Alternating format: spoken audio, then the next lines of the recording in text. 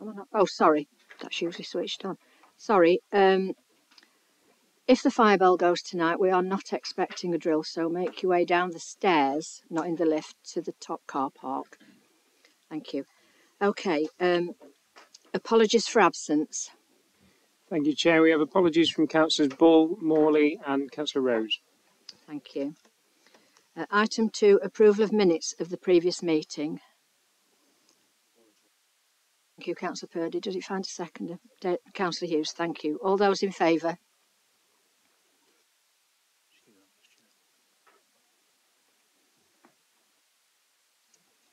I don't think Councillor O'Brien voted, did he? He did.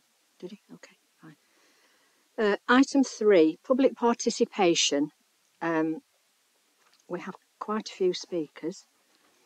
The first one is Mr. Dobbs, local resident, to comment on the Ashbourne air quality management.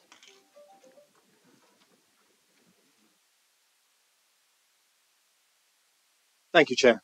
It seems to me that the whole approach to producing this air quality action plan has been the wrong way round almost from the start.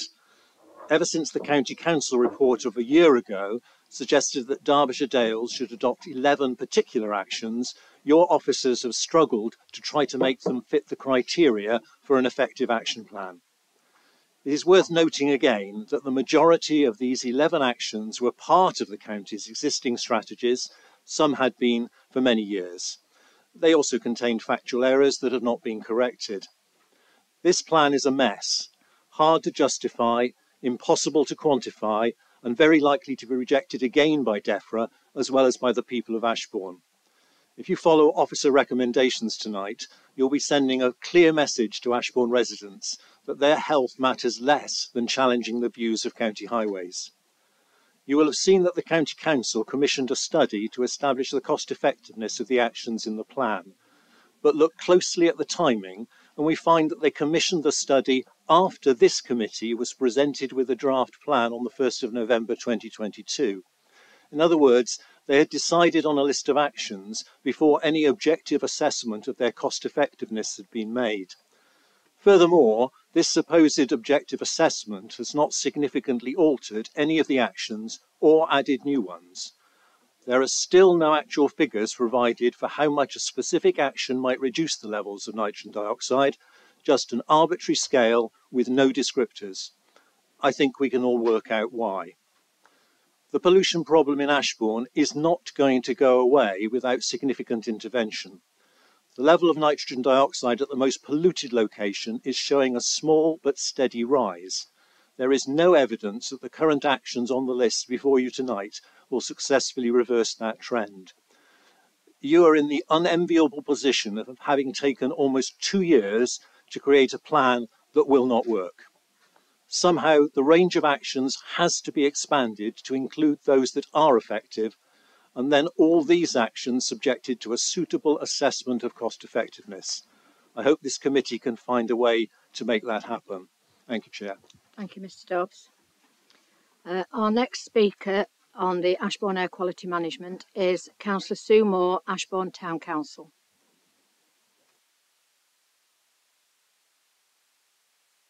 You have 3 minutes, by the way. Yes. Does that work? Okay, thank you. Yes, I'm a member of Ashbourne Town Council. On page 20 of the pack for tonight's meeting, it says that the AQAP has been prepared with the support and agreement of Ashbourne Town Council. This version in your pack, well, it's obviously not been formally considered by us as it was only issued last week, but it appears to have changed very little from previous drafts, which we did not agree with. Thus, whilst we have been part of the discussion in preparing the AQAP, it is not correct to say that we support and agree with this draft that is in front of you today. This statement I am reading tonight has been agreed as an interim measure to make sure that our Town Council's concerns are heard by you. We believe that the proposals will do very little to actually mitigate the pollution problem. We felt so concerned that in December we wrote to our local MP about it, and we note that in a recent Facebook comment that she is asking for an urgent meeting with yourselves and also the Secretaries of State for Transport and for DEFRA. The proposals are probably well-meaning, but which of them will actually address the poison that is in the streets of Ashbourne to any significant effect and in any urgent timescale? Your decisions are crucial to the health of our town and its visitors. The recent LUF award and its tight timescales for delivery now adds even more urgency to resolving this AQMA problem swiftly. We are doubtful that this AQAP will achieve its objectives, and we would encourage you to send it back to your officers to take our concerns properly on board and to come up with a realistic draft to address the pollution problem.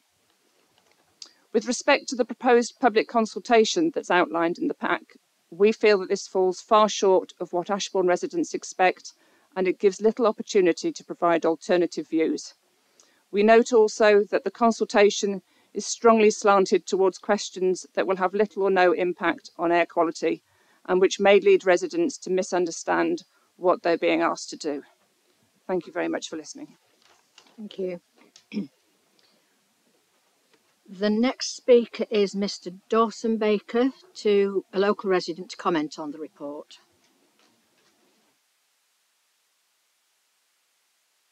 Thank you, Chair.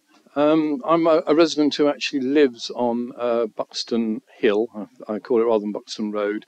And from a personal point of view, lived there over 10 years. And as a family member who is now having to be investigated for possibly developing asthma for some unknown reason. And certainly she now has problems with her chest, which she never used to have. There's no question that the conditions on Buxton Hill have been getting worse over time, both from the amount of traffic and a feeling of the living conditions are just not acceptable, really, to many of the residents. I've got a couple of points I want to make in respect of the report about two of the actions.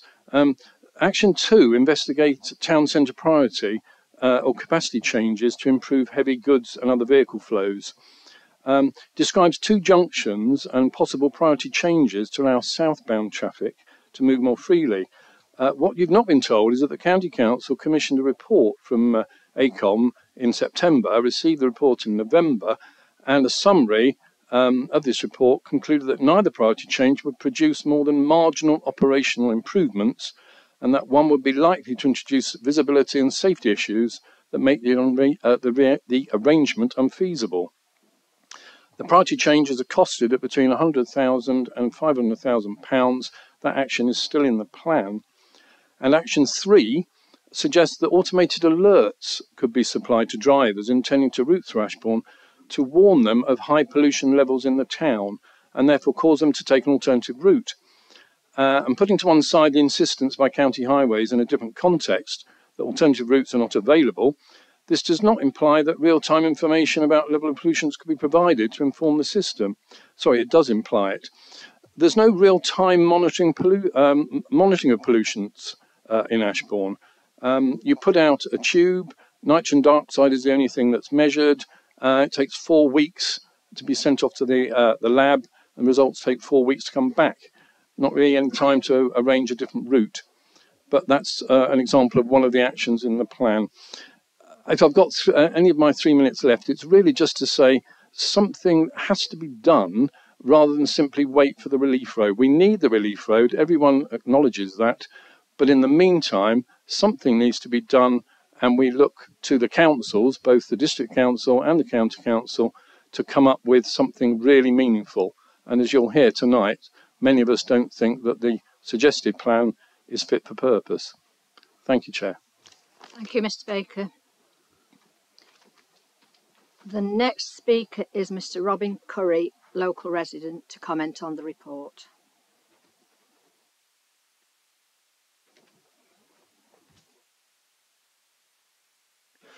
Thank you, Chair.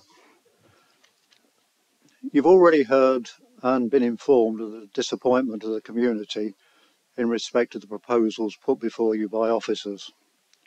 And you'll certainly hear much more about this in the future. So rather than rehearse this comprehensive array of failings, I'd like to raise the issue of clean air zones, yet another option not discussed in the report before you. The Environment Act of 2021 had the objective of achieving statutory pollution limits. Local authorities were encouraged to develop innovative plans to achieve this in the shortest possible time. On the 6th of October 2022, the government issued a new clean air framework which places further emphasis on the need for urgency. It holds out the establishment of clean air zones as the means by which local authorities could achieve this, where it could not be assured in a timely manner by other means, such as restrictions to access by heavy vehicles or better traffic management. The Clean Air Framework allows that measures other than clean air zones can be substituted, but only if these can be assured to achieve required improvements faster than having a clean air zone. There is no reason why simple, immediate actions such as those proposed by the Ashbourne Town team and the Town Council cannot be implemented now, during the time taken for the necessary process in setting up a clean air zone. These measures together would certainly deal with the issue. This would be supportable and vastly better than the current proposals, which are merely meddling on the margins on the basis of wait and see. I have to wonder why your officers are so committed to exposing the members of your council by not dealing professionally with the protection of the community in Ashbourne. Thank you for listening to me. Thank you. Next speaker is Mr. Nicholas Bishop, local resident, to comment on the report.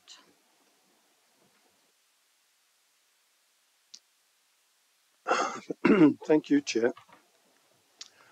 I've lived in Buxton Road for 10 years, and I'm the chair of the Buxton Road Residents Group.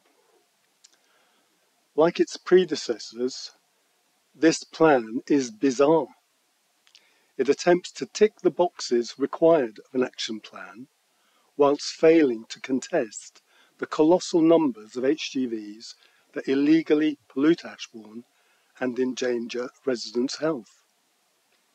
The plan acknowledges that HGVs are the principal source of illegal emissions, but it fails to advance any targeted measures that fix reductions in the numbers of HGVs that endlessly discharge pollutants throughout the town.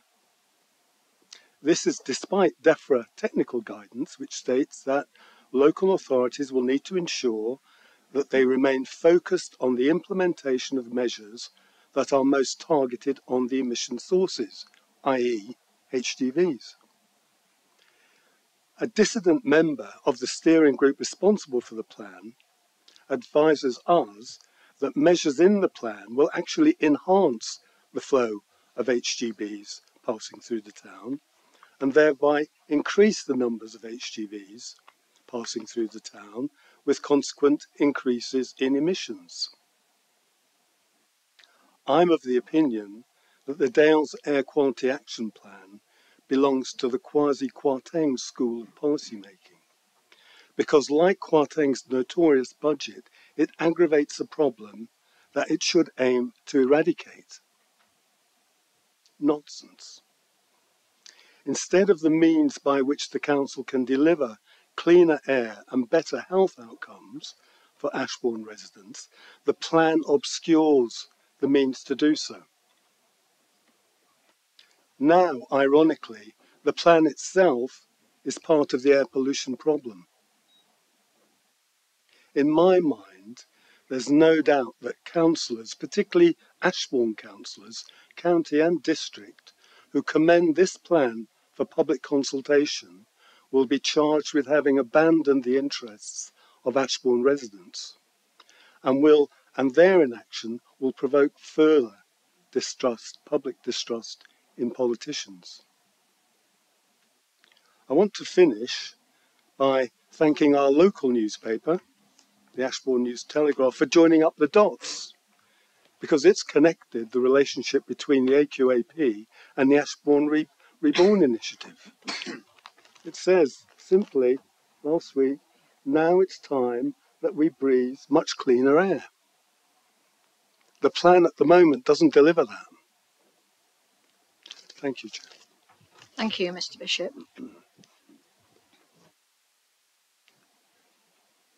The next speaker is Ms. Amanda Miles, local resident, to comment on the report.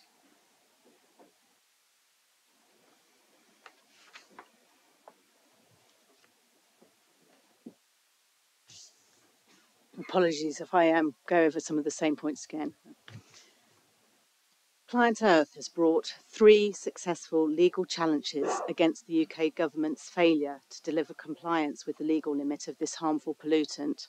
3 against the UK government. The judgment of the High Court in Client Earth number 2 established important legal tests that apply to the preparation of air quality plans. In his ruling, Mr. Justice Garnham set out a 3-part test for assessing air quality plans, each of which raises questions for me in terms of this action plan. I don't expect you to answer them, but I'd like you to share them because I'd like you to consider them. So the first ruling was aimed to achieve compliance as soon as possible. Why are we at this meeting 22 months after the AQMA was declared when the action plan was supposed to be submitted within 18 months? I'm not saying you should make a hasty decision on it, far from it. I'd rather it would work, but why are we here? And why does the plan say it will be reviewed every 5 years or in 5 years? Surely it needs to be constantly reviewed as to its effectiveness. We can't put a plan in place and then wait 5 years and see how it's going. The second part of the test was about choosing a route to compliance which reduces human exposure as quickly as possible. ACOM's main finding appears to be that smoother flowing traffic with fewer HGVs will produce less NOx. So why is there no action to investigate reducing the number of HGVs? Action 1 mentions investigation of weight restrictions, but then it has no further mention in the consultation. ACOM say in their report that more research and modelling needs to be done, but anyone who lives in the town can see that some restriction on HGVs will be the shortest route to compliance and, more importantly, reducing human exposure.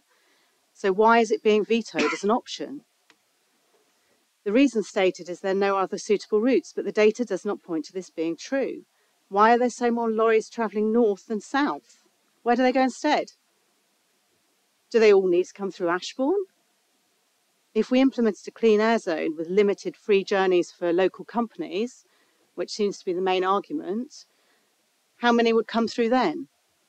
And how many would choose an alternative route? Shouldn't it at least be considered? And the third part of the test in the ruling was to ensure that compliance with the limit values is not just possible, but likely. And that's a key word, likely. The impact matrix is deeply flawed. Anyone who understands science or maths can see it's just deeply flawed. They don't use linear values, and I doubt very much it will stand up to DEFRA scrutiny. Anyone who knows Ashbourne will know that actions 5 to 8 are very nice and we'll have them lovely. Thank you, Miss Miles. Sorry. That's your 3 minutes. Thank you. I'm sorry. Okay. Our next speaker is Ms. Midge Dobbs, local resident, again to comment on the report.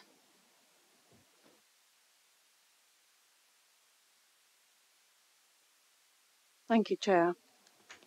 Councillors, I am focusing on the proposed consultation as outlined in section 4.1 of the action plan, which I understand you are being asked to approve this evening. I have 4 problems with it. Point 1. It was agreed by Councillor Gary Purdy at the Southern Forum that a public meeting would be held as part of the consultation process for this AQAP. This has now been changed to a drop-in session. We are asking the Council to honour their promise to the people of Ashbourne and organise a public meeting with both officers and councillors present, including people who can explain clearly how a given action will achieve a reduction in air pollution. Point 2. It is difficult to read lengthy documents online, but information about the plan appears to be only available on a website. We want hard copies of the draft action plan and the survey to be made available in public buildings such as the library and the town hall for the full period of the consultation. We would also like to see documents describing the actions made accessible to all, with simple descriptions and explanations. Point 3. The survey is full of leading questions designed to produce yes answers. For example, question 5 asks whether we want wider pavements and more provision for cycling. Yes, of course, we all want this. No one is going to answer no. It's a wrong question. A much more useful question might be, do you think wider pavements and more provision for cycling will reduce, increase, have no effect on air pollution in Ashbourne? We are requesting, please, that the survey questions are rewritten to remove all leading questions designed to produce positive responses. Point 4. The final big problem with the consultation is the poor quality of the actions on offer. There is nothing that explicitly addresses the number of HGV travelling through our town. Thank you, Chair. Thank you. And the final speaker tonight is Councillor Simon Spencer, Deputy Leader, Derbyshire County Council and elected member for the Dovedale Division.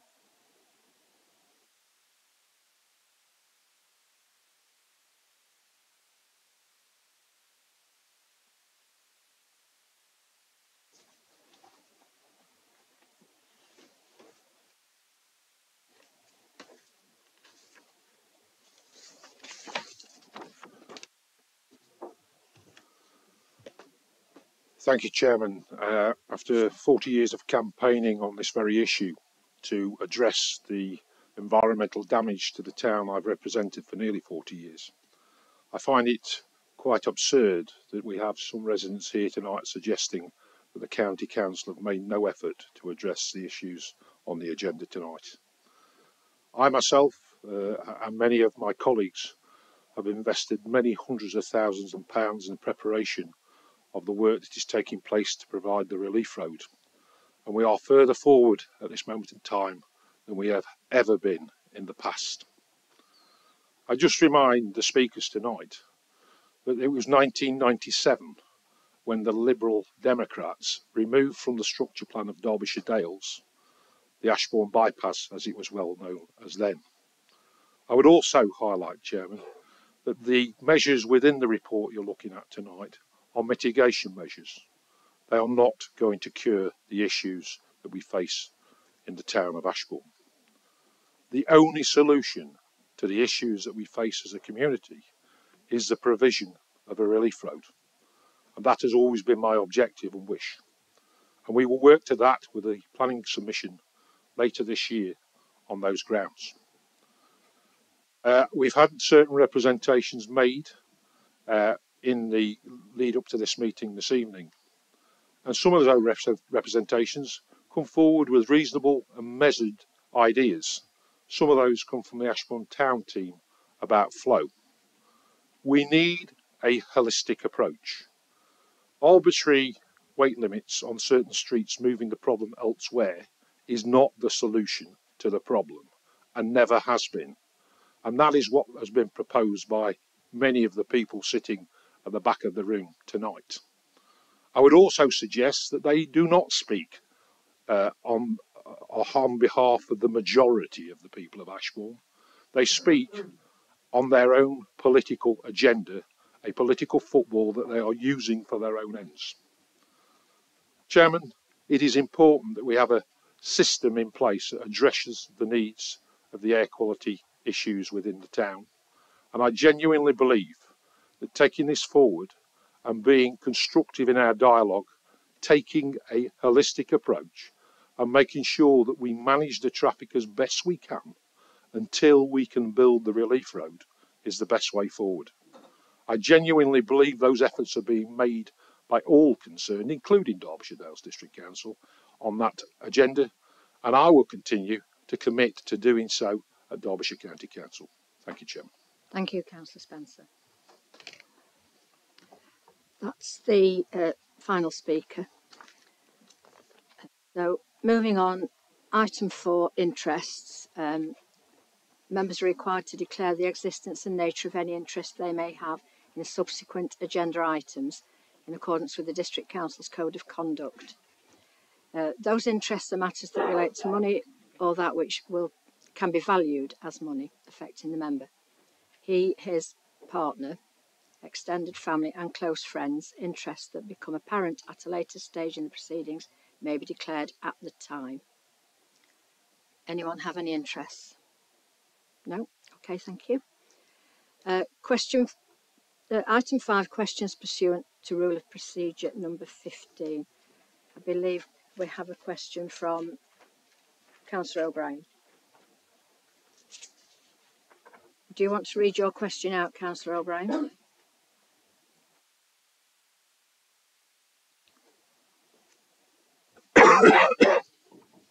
Thank you, Chair. I receive regular complaints from residents and visitors using the council's car parks, those in Hathersage and Bakewell in particular, that payment machines are out of order. These complaints also often refer to the pay-by-phone facility.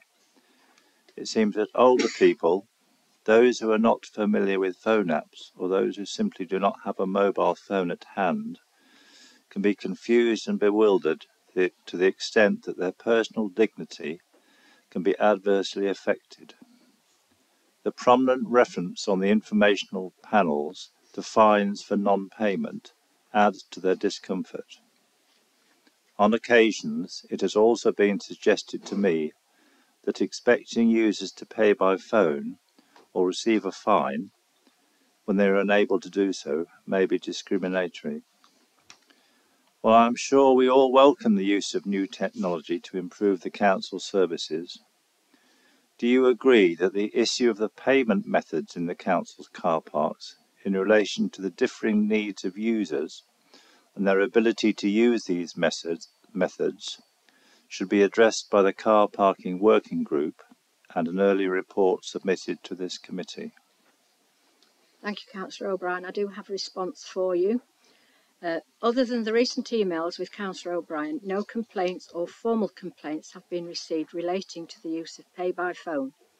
If members are receiving such reports, it would be helpful if this information could be sent via the CRM portal, so these can be formally logged and can be investigated further. Since the 5th of October 2021, when the pay by phone service was launched, there has been over 272,000 payments made using this service. Now 26% of all payments are made using pay by phone across our car parks, and it is now starting to overtake card payment transactions. There isn't one system which meets everyone's requirement. The inclusion of the pay by phone service helps those who have challenges around dexterity, who can find using traditional payment machines difficult, as they tend to have relatively small buttons. As members are aware, you do not need a smartphone to be able to use the pay-by-phone service. There is a telephone number which customers can call to process their payment. As part of the car parks review, we are reviewing all signage to make sure that the message is clear and all the information that our customers require is included on the tariff board. Additional signage will also be included throughout the car parks. The car park review will continue throughout the year, and a report will be presented to the relevant committee towards the end of the next financial year.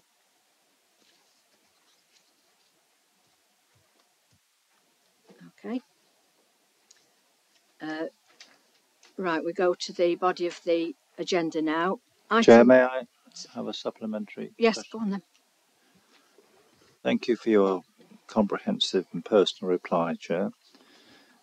Can you confirm to me then that as chair of this committee you are not personally aware of any complaints or issues with respect to the pay by phone facility? I haven't had any, no. Okay. Then we'll move on to item 6, Ashbourne Air Quality Management Area Action Plan. Thank you, Chair. If I introduce this, I've got other officers with me tonight to pick up on issues arising from the report. On my immediate left, we've got Amanda Goodwill, who's our Environmental Health Manager. The other side of her is Karen Carpenter, who's the Environmental Health Officer who deals with pollution control issues. And the far side of her is Jim Seymour, who's the Transport Strategy Manager at the County Council. Amanda's going to go in to follow on from me in introducing the report, and Karen and Jim are here to pick up on any questions that you have. As you all know, this report follows on from the deferred item that was presented at the November committee, and at that time, members asked that more information be obtained from the county council. That information has now been incorporated into this report and into the appendices that support it.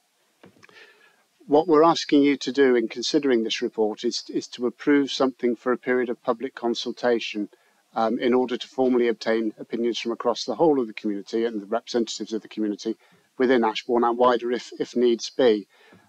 It is the view of officers that it's important that we move to that stage in order to progress the process of producing an action plan that can be submitted to DEFRA. We're also asking you to be aware that it's not long before the pre-election period and we aren't able to start a consultation during the pre-election period. We are able to complete one that has already been started, so timescales are important to us. I'm going to hand over to Amanda, who's going to talk through some of the changes in the report at this stage, and we'll pick up on questions as we go past that. Thanks, Tim. In terms of the committee papers submitted in November, the changes to the action plan are a link across to the Ashbourne Reborn.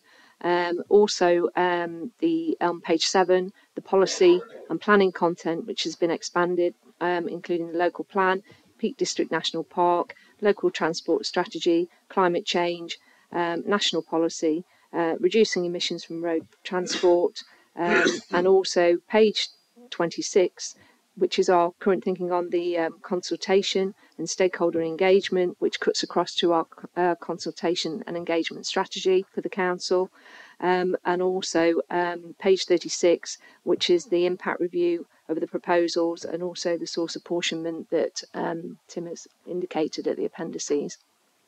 Thank you. Obviously, we've heard a great deal from speakers tonight, and I'm sure members have got questions. So at this stage, perhaps we open the floor to that, Chair. Yes, any questions, members? Was yours a question, Councillor Hughes? No. Okay. Any questions? Councillor Purdy. Yeah, one of the speakers mentioned the recent government's clean air framework. Are there any comment from officers on that, please?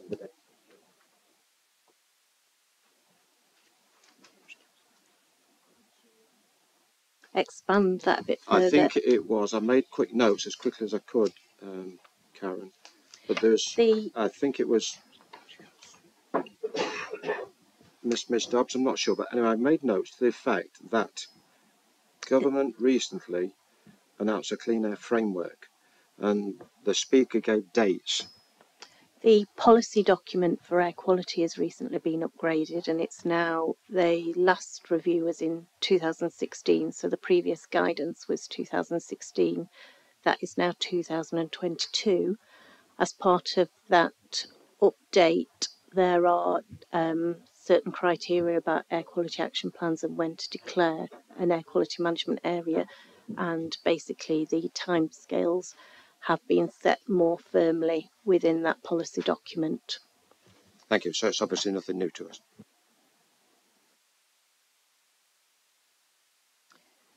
Councillor Ratcliffe. Thank you, Chair. I've no doubt my colleagues will be asking a number of questions, but I'll start us off with something really straightforward, which really relates to the number of people from Ashbourne and those that have been coming very, very frequently. And indeed, I've been sending all members very detailed points of intervention and comment, etc.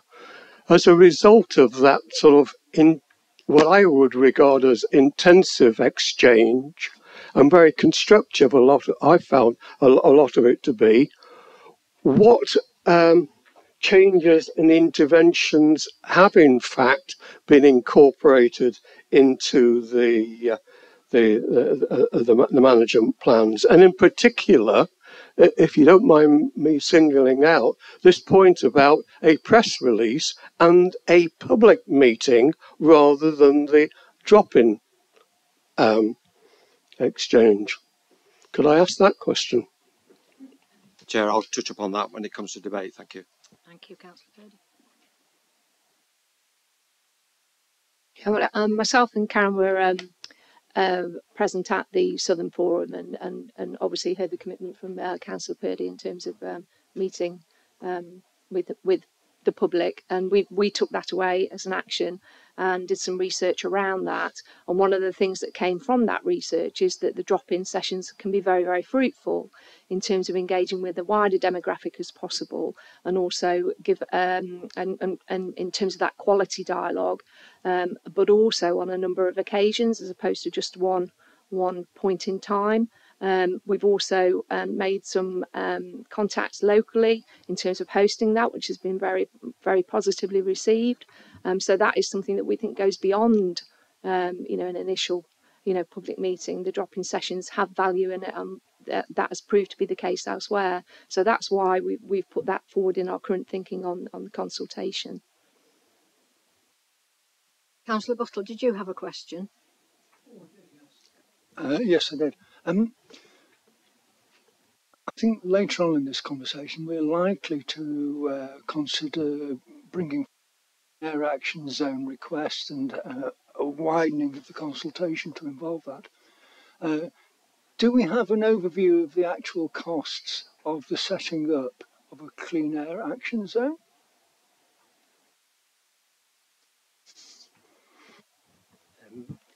I may be best placed to comment on that, although I'm afraid the answer is they're not things that the County Council has investigated, so we don't have any advice at this point on the potential costs. Councillor Hobson. Thank you, Chair. One of the speakers raised the point about some of the questions in the consultation. Do officers take on board some of those comments? I can have a look at those questions and see if there are improvements that can be made. I have put the consultation through our policy officers so that they can check they were happy with it, but I will take it back if it's wished. Councillor Wayne. Thank you, Chair.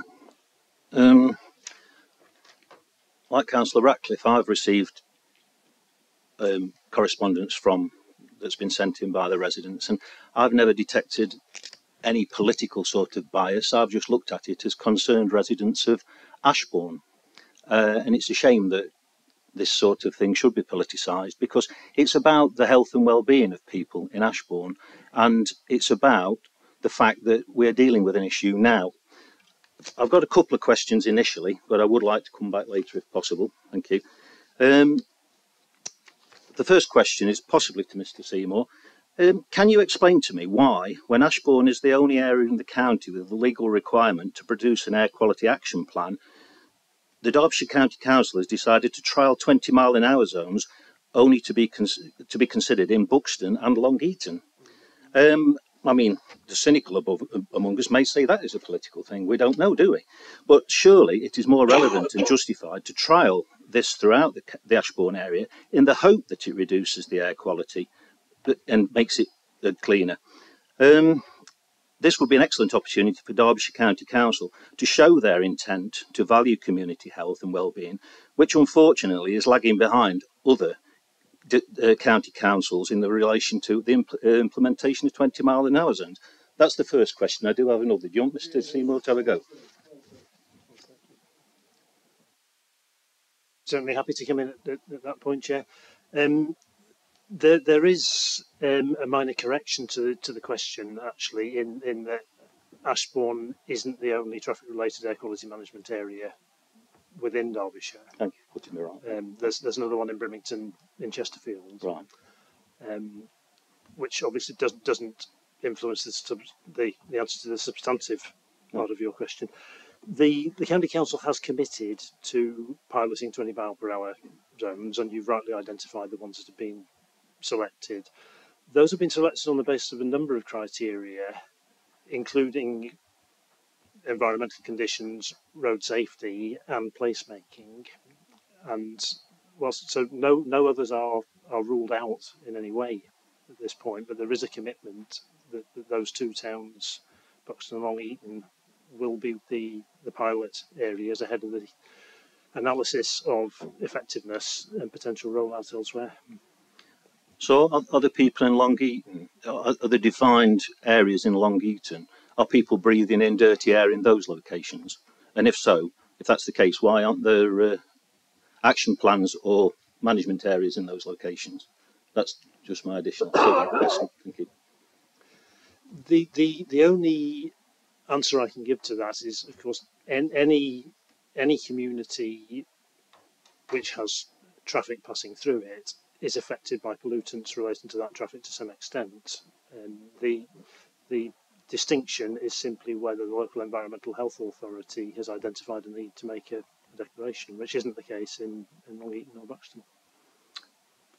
Thank you. Can I ask my second question now, Chair, please? It's a question to Karen. A couple of days ago, Karen, it may be to Amanda, I don't know, but you sent the email. A couple of days ago, you sent some statistics regarding NOx levels for the roads in and around Ashbourne. Not totally within the ACMA or the action plan area, but the roads around the town centre, namely Sturston Road and Station Street. I note that the readings in these areas have been increasing over the last year and are just under the legal limit. Can you please tell me what we're doing about that to look at this, and what we've done to inform residents in those areas, which are very close onto the highway, that there is an increase in those levels? And the other question, the second part of that question, is why is the monitor positioned so far away from the traffic lights on let me get this right, on Station Street, so far away from the traffic lights? Why, I would have thought whenever I go to Ashbourne, the congestion of traffic is always further up the road. Are we sure that we are always putting the monitors in the right location, or are we putting them in locations that are easier, please? Thank you. On the second point, Mr. Dobbs asked us to put it on that lamppost, so that's the one we put it on, as far as I remember. And on the first one, at this moment in time, the figures that you're talking about are only raw results, so we haven't yet calibrated them. The calibration factor comes out at the end of March, beginning of April. So at that point, I will know what sort of levels exist in all the areas around Ashbourne and across the district. But until they're given that correction factor, then those at this moment in time are basic raw results. So am I to take it that nobody in those areas is aware that those levels are rising? And also, what is the I mean, to me, we've got a duty of care to these people, and we should be informing them if it's likely to go over. And what you're saying about the raw results, I mean, it's my understanding that the government might be even reducing the level even more. And so are we prepared for that? Because that will put those over as well, won't it? We are waiting for some government announcements on air quality. Those were due in October and not yet surfaced from central government. So I am eagerly awaiting for those announcements to be made. Can you remind me the other part? Sorry. That's a very good question. I've only just come back off holiday, so it was to do with the. Annually, I do put all our results online. Yes, yeah. And 20 because it works a year behind, so 2020 and 2021 should be online with all the correction factors, etc. And I will be putting 2022 online as well. So once again, we're reliant on people having a computer. Thank you. Councillor Murphy. Thank you, Chair. These 20-mile-per-hour speed limits, these trials and whatever, they're predominantly about reducing the speed of traffic. And I think it's not a focus for air quality in those areas, is it? As I understand it. Air quality is a consideration behind the selection, but again, to repeat, I think that the primary purpose of the exercise is around placemaking for town centres and defining those as spaces that are for a mix of uses, including traffic, but also pedestrians in particular. Councillor Purdy.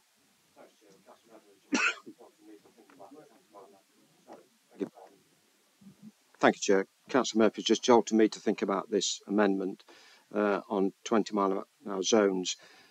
Would it exacerbate the town centres of anywhere? I mean, I think there's one on Baker Road in Matlock, is there not? By decreasing the speed, does it increase the toxicity, or is it better for faster flow through? And on the first item on the amendment, to declare a clean air zone over the whole of Ashbourne, is that within our gift? Is that within the County Council's gift, or is that a Department of Transport gift? So, let me deal with the first part of your question. I think I just need to recheck the second part. So the first part of your question about the impact of 20-mile-per-hour zones upon pollutants, I think, and I won't profess to be an expert on this, but it is very much down to circumstances of the situation ahead of the introduction of the zone, because certainly smoother flowing traffic is beneficial, but the zone can also involve additional braking as vehicles move into it. So it is very much down to the circumstances, which is why really the County Council is very keen to carry out thorough analysis of pilots before concluding what impact they're having and to what extent there's a case for rollout elsewhere. The second part of your question, apologies, was that relating to 20-mile-per-hour zones? No, it's relating to the declaration of a clean air zone covering Ashbourne itself, and a levy on diesel commercial vehicles and taxis that are not Euro 6 compliant. This is for the debate on the amendment, not now. We're not talking about the amendment yet. The amendment has not been put yet. So could Gary Purdy, Councillor Purdy, refrain from us putting the point until the amendment is called? I'm happy to wait, Chair. Okay, thank you. Councillor O'Brien. Thank you, Chair. Our neighbours in Sheffield City Council, are to introduce a clean air zone on the 27th of February, later this month, which will impose pollution restrictions on heavy goods vehicles, taxis and buses. This is in response to the continuing high levels of nitrogen dioxide and particulate pollution in the city centre. Have our officers taken the opportunity over the past year to have any discussions with Sheffield City Council about the modelling and the reasoning behind the introduction of a clean air zone in Sheffield?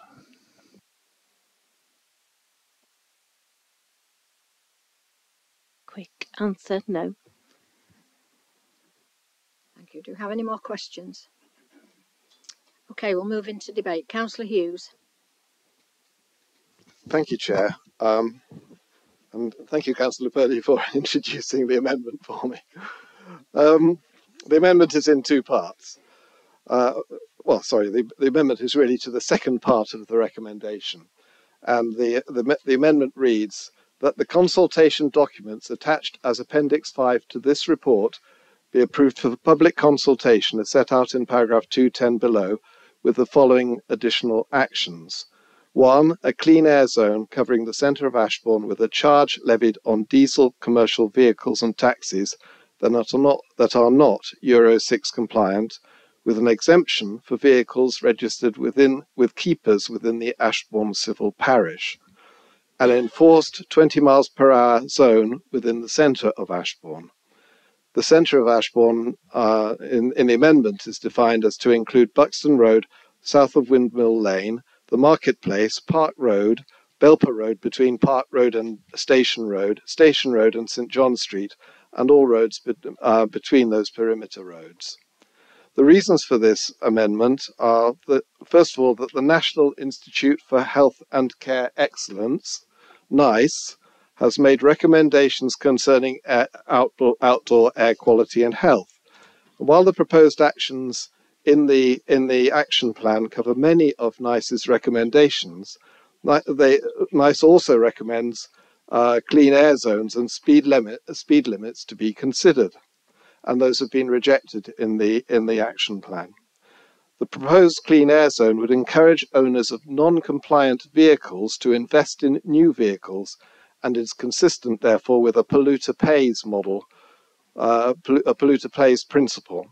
The exemption for vehicles registered in Ashbourne will mean that the measure will be focused on vehicles using Ashbourne for transit, not on those that are providing economic benefit for the town. The proposal to introduce a 20-mile-an-hour zone would reduce nitrogen dioxide pollution through smoother driving, even when the average speed is below 30 miles per hour. And NICE makes that point in its recommendation. So I think NICE has more experts in this sort of thing than we have in this room. A reduction in changes in vehicle speed reduces acceleration and braking, both of which add to air pollution, they say. A rejection of such proposals at this stage will excessively limit the ability of Ashbourne residents to make their views known and to influence policy development. So then the draft the Ashbourne Action Plan provides 9 measures, and Derbyshire Dales and the county have already are already implementing many of those, and they're designed to very quickly improve air quality on Buxton Road. The need for quick implementation was noted in the last meeting of the committee. Officers from Derbyshire Dales and the County Council should be congratulated for providing additional evidence, even if that's in part, and revising the plan in the short period between the 2 committee meetings. The draft plan has been subject to a preliminary assessment by DEFRA, and they made a number of comments, some concerning provenance of the measures proposed, suggesting a national scale policy document should have been referenced in the plan. Noting this, I researched such documents and noticed the NICE report, NICE recommendations. And while the draft plan covers those, NICE recommendations cover clean air zones and speed limits have been rejected. Consequently, these 2 measures have not been evaluated to determine the impact that they would have on levels of pollution in the assessment that has already been made. In passing, I would like to note the reasons for rejecting these measures. The draft plan notes that clean air zone charging is not currently identified within the Council's strategies as an intervention which demonstrates local ambition and support. There are a lot of people here tonight who have talked about wanting to improve improve the air quality, and I think a lot of those would support clean air zones and clean air zone charging. The proposed amendment would enable such support to be tested in the consultation. In any case, 20-mile-an-hour speed limits is rejected, noting the council guidance currently only prioritises a sparing introduction of 20-mile-an-hour zones where they are primarily focused on tackling an evidenced casualty issue rather than for environmental reasons. But it notes that 2 pilot schemes are happening elsewhere in Derbyshire. Such a policy ignores the harm to health that leads health institutions, including NICE,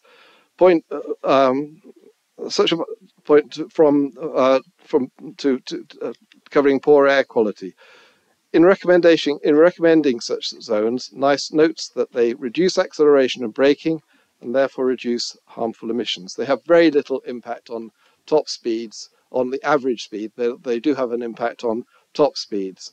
So the amount of delay is negligible. The purpose of this consultation is to enable Ashbourne residents and other stakeholders to comment on the draft plan. Once the consultation is completed, it is expected that a final version of the plan will be prepared, and that version will be revised to some extent in consideration of the views of stakeholders. The purpose of this amendment is to enable Ashbourne residents to comment formally as part of the consultation on 2 measures left out of the draft plan, for which there seems to be some local support. It requires the additional measures to be included in the list of questions in the consultation document. In doing so, The consultation questionnaire would need to be clear that the two measures are not part of the draft plan, but that Derbyshire Dales is seeking the opinions of stakeholders about their inclusion in the post-consultation version of the plan. For the avoidance of doubt, the amendment does not ask for the draft plan to be revised. Such a revision would take time and would delay the consultation even further. There will be objections to the measures. Regarding the 20-mile-an-hour zone, there is little possibility of such. Increasing such zones are being adopted in urban areas for a variety of reasons, including, as Mr. Seymour says, safety, placemaking, and environmental health. Regarding a clean air zone, the principal objection seems to be that such zones have only been implemented in larger cities, Bath being perhaps the smallest to implement one so far. Ashbourne is, of course, much smaller. Nevertheless, its residents are living every day with the pollution caused by through traffic. This traffic does not benefit Ashbourne's economy, but is surely having an effect on residents' health. As such, a resident in Ashbourne should have the same right to clean air as a resident of Sheffield. Therefore, size doesn't matter in this case. A second objection may be the time it will take to introduce such a zone. The legal air quality requirement might be met before such a zone is introduced, I've heard it said. Nevertheless, it isn't apparent that this will happen. In any case, achieving an air quality requirement better than the legal level should be the aim, since pollution doesn't stop being harmful at an arbitrary legal limit. Thank you. Councillor Buttle. Thank you. I'm going to be a bit briefer than that. I support this. I want to second it. Absolutely, Councillor Spencer might be absolutely right. We may be playing whack-a-mole. It might just knock it down one place, it'll come up another. But if it comes up out of the town, then that would be fantastic. I have got some faith in the consultation and in the plan, but I don't think I've got quite enough. So I think we should have a second string to our bow. So I'm going to support Councillor Hughes in this. Thank you. The amendment.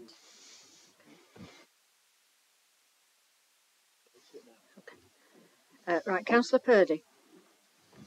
Thank you, Chair. Well, thanks for introducing the amendment. But I do need to know what is the practicality of us voting for your Amendment 1. And let me say this first and foremost.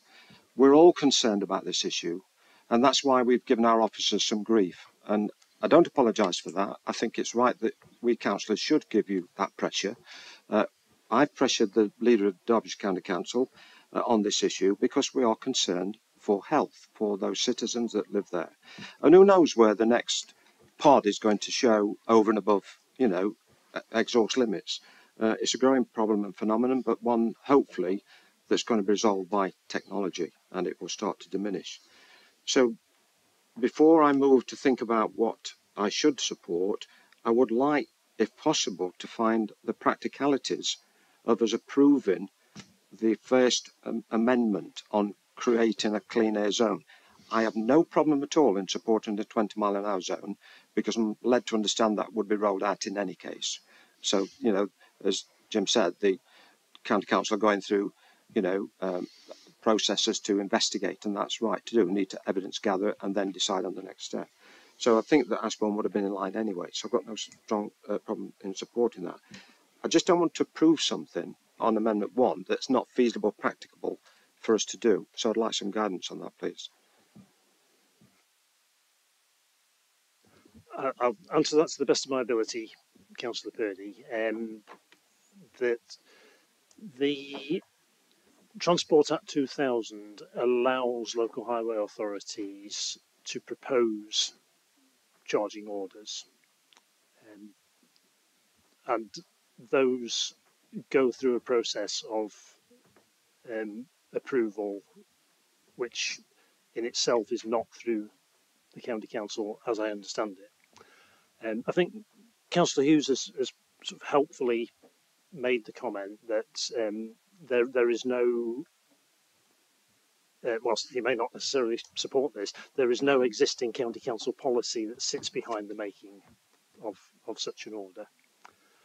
And this is not something that has taken place elsewhere within Derbyshire. So we have no experience. Again, relating to the earlier question about costs, this is not a process that has been tested by our local authority. Thank you, Jim. I'm going to say, Chair, first and foremost about the comment on my stating that a public meeting should take place. You've heard from our officer, Karen. I checked with our officers on the 10 a.m. pre-brief this morning about that, and you've heard exactly what was said to me, that our officers believe that it would be more advantageous to have drop-in sessions, but they did end up saying, but it's up to members to decide.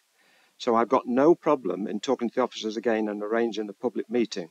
I think we should have the public drop-in sessions. I take note of what our officers say. They think that's more advantageous, but I don't want to go back on my word. If I've said we'll have a public meeting, then I'll work with the Chief Exec and we'll have a public meeting. And hopefully the members will support that. So, Chair, I'm in accord with the amendment. I think it's the right thing to do. I think it would be the wrong thing not to show Ashbourne people that we don't support them. We do. I mean, we've given them a good fillip with getting the LUF funding.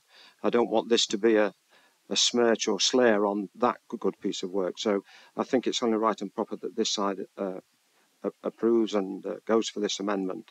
And I'll have to leave it to the officers to work out the nitty-gritties and the practicalities of implementing it. Councillor O'Brien. Thank you, Chair.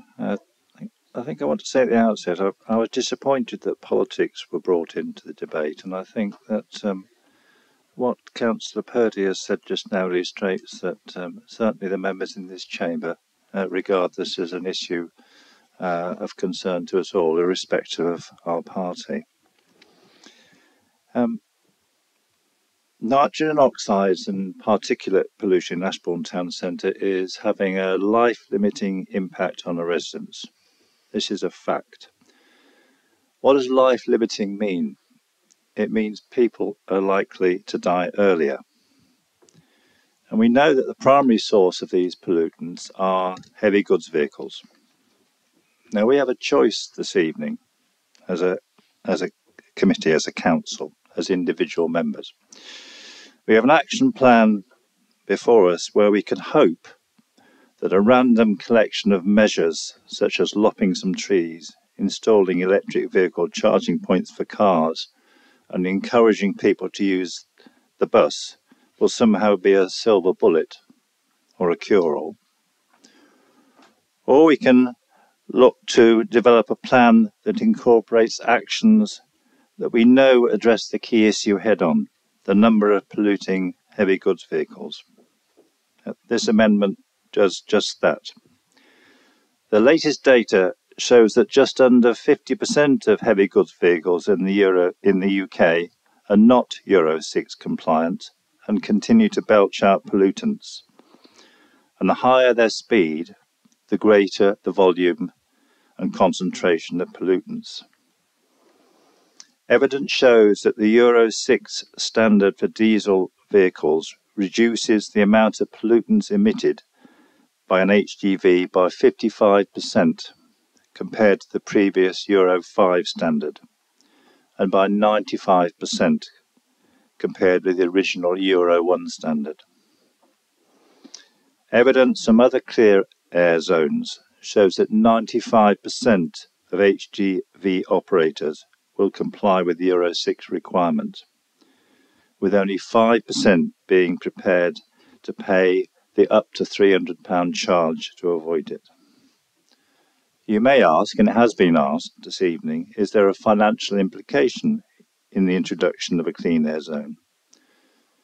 Well, I don't want to put the price on the cost of ensuring our children in Ashbourne can live a full and healthy life.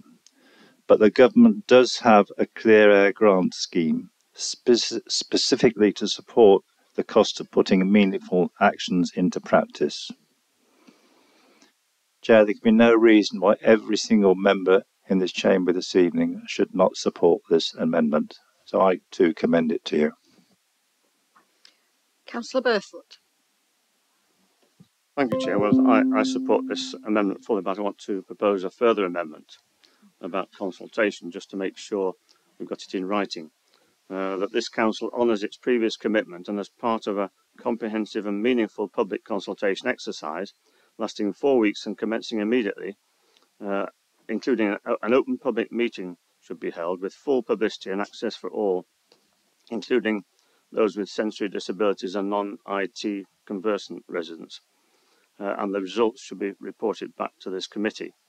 The reason I'm proposing it is I think it needs to be publicised, and I think for the benefit of Ashbourne residents who've come tonight and who've written into the council about this very issue, I think we need to reassure them that as far as this council is concerned, its members are concerned, we are serious about this issue and want to make sure that everyone has a right and opportunity to make comments on the details.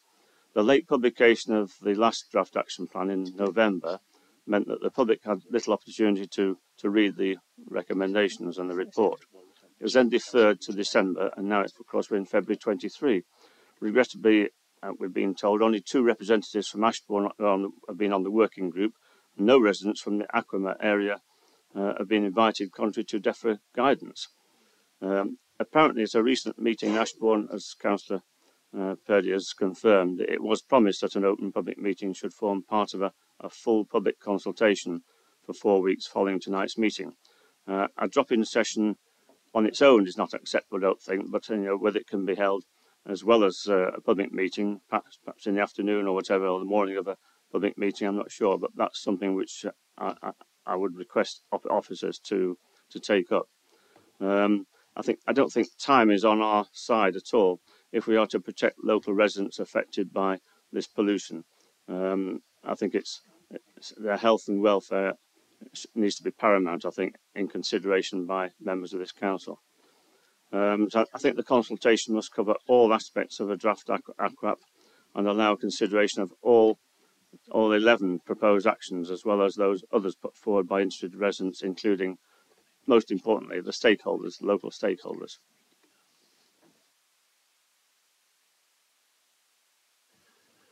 Councillor Burfoot, thank you for that. We will need to deal with the first amendment before you can take another amendment, right, because we need that to become a substantive motion or to be dealt with, so we'll come back to you. Right, the next speaker, Councillor Murphy. Thank you, Chair. We've obviously just seen this amendment this evening. Why on earth didn't you send it to us before now so we could actually really study it, consider it, think about the consequences and whatever? I'm not going to support this with this short notice. It's too complex a situation. There's probably merit in this, but I don't feel comfortable on accepting it. Thank you. Chair, I sent it to the committee on Tuesday, I think. Yeah, I sent it on Tuesday. Councillor Hobson. Thank you, Chair. We do need to move forward with this public consultation. We can't defer it, we have to get on with it. And DEFRA will be the ultimate arbiter of what is acceptable. So I will support these, the initial amendments. I'd like to thank Amanda and Karen for the report, and Jim particularly came along to the Ashbourne Forum. We had a very lively debate there. You answered lots of questions, and thank you for coming again this evening. I think that shows how the District Council and the County Council are working together really well. Sadly, this has been politicised in Ashbourne. You know, we can sit around the table and discuss it, but it has become a political football in Ashbourne. I want us to work forward for the people of Ashbourne. We've got to go forward with the relief road. You know, it's been a long time. I haven't got the amount of service that Councillor Spencer's got, but the measures that have been put forward are mitigation measures. There will be a full public consultation, and people who feel they've not been listened to, I'm sure will be listened to. So I'm happy to support. Thank you. Councillor Wayne. Thank you. I'll be supporting the initial amendment.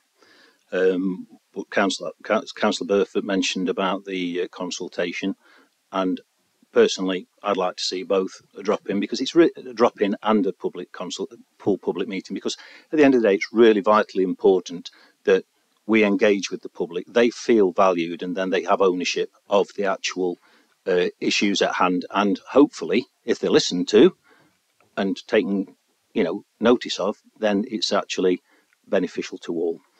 In relation to what I'm going to say, Jim, because I forgot your surname, but yeah, but basically what Jim mentioned, it's clear that Derbyshire County Council hasn't done this. But if you look at Derbyshire County Council's values on their website, they're very much community focused. And at the end of the day, I'm sure they'd want to be a beacon of best practice, be the first to be as good as you can, have a go at this, and let's get a smaller town into these air quality zones, and instead of just being a flickering flame of compliance. So I think it's really important that we do look at this, and that's why I shall be supporting the motion. Thank you. Thank you, Councillor Wayne. Right, we'll go to the vote on the First Amendment, Councillor Hughes' amendment. Yeah. Okay. All those in favour?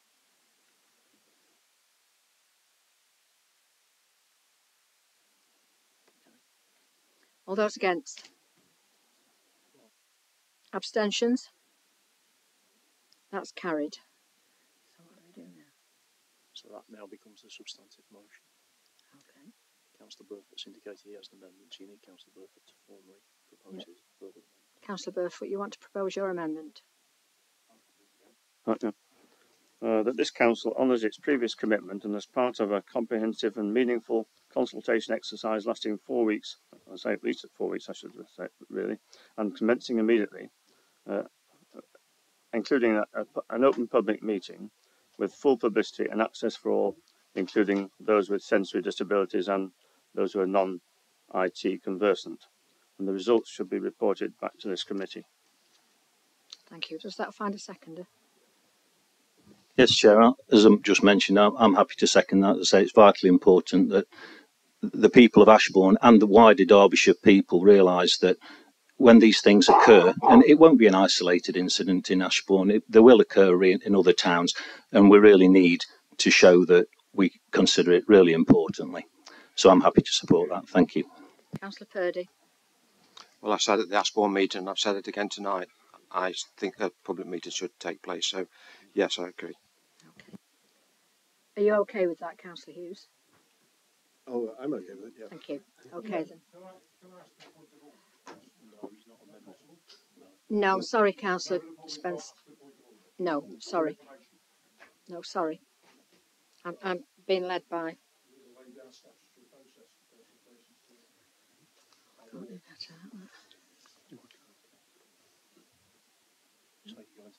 Okay. So we'll go to the vote on Councillor Burfoot's motion. All those in favour?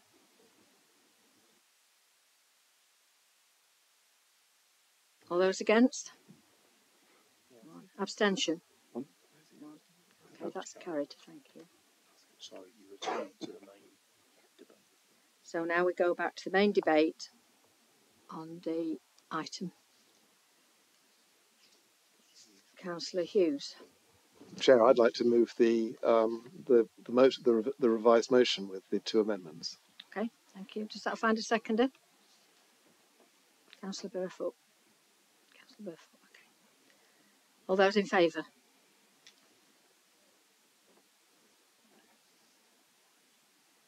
Okay. Against? Abstention? That's carried. Thank you. Item 7, Memorial Bench Policy. Thank you, Chair. This is their report brings forward a review to the existing memorial bench policy. The initial trigger for this review was the current bench that we provide in terms of costs has increased quite significantly in the last sort of year, and therefore we'd had to pause being able to memorialise benches on behalf of residents and non-residents. So it gives an opportunity to look at this policy and see what we could do to move forward with this. We went through a procurement exercise and we asked suppliers to be able to look at how they could provide a sustainably sourced bench and taking into consideration our climate agenda commitments, climate change commitments. With that in mind, we were successful in obtaining a local supplier in Wirksworth, and they use a recycled plastic bench And we did purchase them towards the end of last year as a sort of a trial, really, for the extension of the Steeple Arch Cemetery. And they've been really well received, and they look brand new almost a year later. The other thing that made it quite challenging is that the prices of the policy, or the elements within the policy, are not in the fees and charges. So it doesn't give us a flexibility if there are any changes or increases in prices to be able to reflect that each year. We have to do it with the review. So there is a proposal and to put, if this is agreed, to put these in the fees and charges so that we are able to consult with the supplier and then cover any additional costs that may incur each year.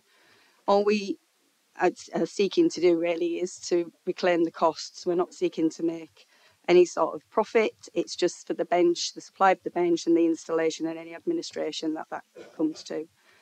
As part of the review, we had some consultation with residents and feedback, particularly as we are a very much a tourist area, which is very not similar to anywhere else in Derbyshire, that there are quite a lot of benches that are memorialised for non-residents, and it maybe would penalise residents in being able to do so. And you will note from the report there's a particular waiting list in Bakewell, which is quite high, and it's been there for quite some time. So within the memorial bench policy, we're proposing that we charge a double fee for non-residents, as that would hopefully make them not necessarily reconsider, but maybe give preference to residents when they're wanting to purchase a bench to memorialise a loved one. I think I've covered all of the points, but if anyone's got any questions. Councillor Burfoot. Yes, thank you, Chair. I can make it in a question, I suppose. I was going to say I approve of all this in principle, but I think in terms of details, I think it needs to be looked at a bit more widely, to be honest. I also agree, by the way, with going to a supplier like TDP, who produce recycled plastic garden furniture and seats in towns and villages as well for amenity purposes. But I think it's a bit too, this policy is a bit too prescriptive and restrictive as well in terms of what residents may want to provide or see provided when they want to provide something in memory of a loved one. And I have dealt with, in my previous life, I've dealt with quite a few of these sort of issues, and people requesting permission to provide seats and trees and various other things. And I see trees are mentioned. I'm a bit concerned that trees have been omitted or rejected from this policy. I think it's I think that's counterproductive, especially with our climate change objectives. I think we should be encouraging trees to be planted. Now, I agree that in some of our parks, like Holdleys Park in Matlock, there are probably too many memorial trees, or could be, and they are fairly difficult to maintain because usually tall standards with stakes and so on, and ties that need to be adjusted, and it's quite time-consuming for our staff to deal with.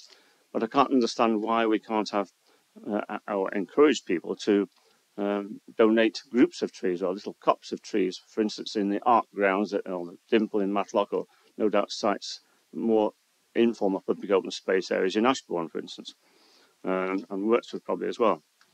And then that they could have a plaque on in front of the group of trees, and it would, I say, contribute to our climate change objectives. It would add to other trees that officers know that I organised planting of in the art grounds in around the car park some years ago, and I think that would be beneficial to all concerned. The other thing, going back to the benches, I think because I say it's too prescriptive, I think to go along with the Dale bench, which I've got a catalogue here from them, which I've been looking at, and it's okay if a seat's going to be placed in an area where there are similar or identical seats, or fairly identical seats, probably timber ones that have been provided in the past. But that sort of seat doesn't look appropriate in a more informal area. And I'm just dealing at the moment with a friend of ours whose husband died about a year ago, and she wants to provide a bench, and it's on the Second World War site in Matlock called Bailey's Tump. There are two benches there already, which I was party to, provided by the Civic Association to actually reclaim the site. And it's important that the third one that this lady wants to provide matches those two. So to have a formal bench with a back and armrests alongside two simple benches without any backs at all will seem to me to be totally inappropriate. So I don't see why we can't be more flexible. And I know we're trying to encourage TDP to produce, and they do bespoke furniture, something that's more simple like that can be provided in the countryside. A lot of sites where elderly people, for instance, go walking quite a lot. And how many times do you see them saying, "Oh, I wish there was a seat here, because I'm absolutely exhausted." And something simple that fits into the landscape of a countryside site, I'd have thought would be ideal to add to this policy. And there's another case, and former member of this council, Councillor Tony Rosser, who died sadly a few years ago. We placed a bench on the footpath from Starcombs down to the cable car station in Matlock Bath in his memory. And that fits in very nicely to it alongside a footpath surrounded by trees and so on. Whereas a bench like this that's been proposed would be totally inappropriate in that particular setting. So I think we need to be more or less prescriptive and more tolerant of and adaptable, so that residents can, or members of the public can choose an option which isn't necessarily ruled out by a very straight-laced policy, if you like. So that's what I'd like to say, Ray. I wonder if officers can respond to that. Thank you, Councillor. Sorry. In terms of the tree element, we are really limited on what resource we've got within our Clean and Green team, and we did consult with them with regards to continuing the tree memorial, and it was something that they didn't feel that they would be able to commit to, and therefore, and we were also consulted Emma Mortimer as well with regards to that, and the consensus was that trees should be removed. I think there are other sort of projects that might be going ahead across the district. I think something recently in Ashbourne has gone ahead with a group of trees being planted. So I think what we're trying to do is manage what we can with the resource that we have as well.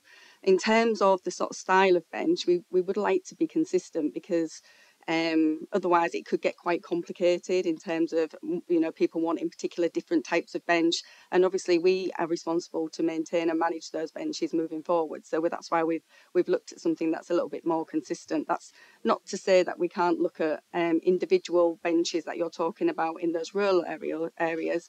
I'm not aware of any really needing memorial or the requests for memorial benches in those areas. So that might just be something of a traditional normal bench, but not necessarily a memorial bench, and that would be looked at differently. Does that help? Not really, no. I think I'd like to see less prescription and more flexibility. I don't think it would necessarily put an obligation or a time issue on our staff, on our Clean and Green team. I think particularly when talking about this particular seat, it is very formal, and it's the sort of thing you see in formal parks, but certainly not anywhere else. Even some of the parks I'm talking about in Matlock, where a simple bench would be far more acceptable. And I don't understand why we shouldn't have, or two perhaps, options, and this seat being one and a simple bench being the other. I mean, this seat, even the seat may not be appropriate in some instances where you've got a completely different style of bench. So even in a formal park, to have this slotted in alongside perhaps could look very awkward, and it wouldn't fit into the design policy that perhaps we've adopted in the past. So this policy is just about memorial benches. So there are benches in parks that are not memorial benches. So this is specifically about, so in terms of those benches in those parks, they could be looked at differently. But in terms of what we're looking at here, these memorial benches would be in areas that we would obviously be using to memorialise people. But those benches could be dealt with separately as a request to be put in. I mean, I can refer back, but this is the bench that we've gone with because it is consistent with the bench type that we have. Before I move on, Mr. Seymour, if you wish to leave, you can do, because your part's finished. It's entirely up to you. Okay. Yeah, absolutely. Yes. Yes.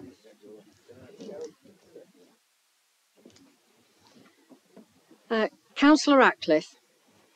Thank you, Chair, and thank you for the report of Vicky. I don't have any great concerns with it, though I did listen with interest to what Councillor Burfoot was saying, and I have some sympathy with his point about the idea of donated trees. But maybe with that, this could be the subject of perhaps another policy or report.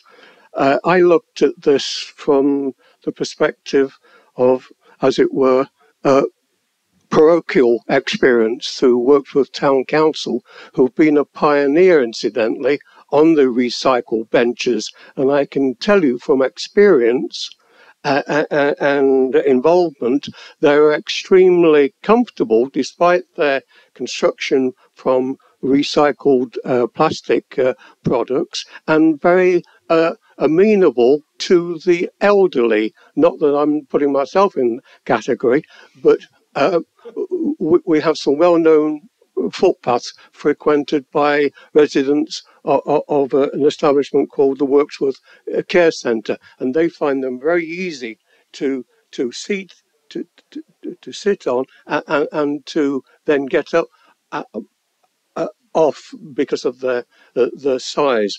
But just coming back to this point about the Worksworth Town Council and their memorial bench policy, which incidentally they introduced along with the recycled benches as a means of standardizing and having some responsibility, if you like, for them, because there were starting to appear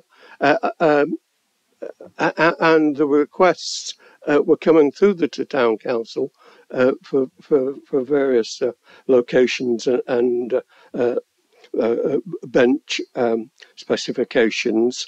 One of the points that, as I say, from that I wanted to ask you about is why you decided on the 10-year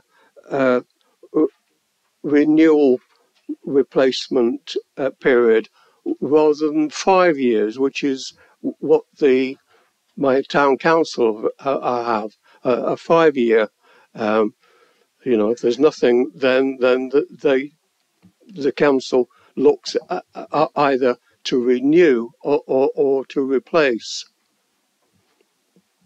Thank you, Councillor. In terms of the 10 years, the 10 years is what it is currently at the moment. And in terms of the cost of the bench, from a personal point of view, I feel like it's quite a lot of money to pay for just 5 years. So we think it was fair to continue with the 10-year sort of period as it stands at the moment.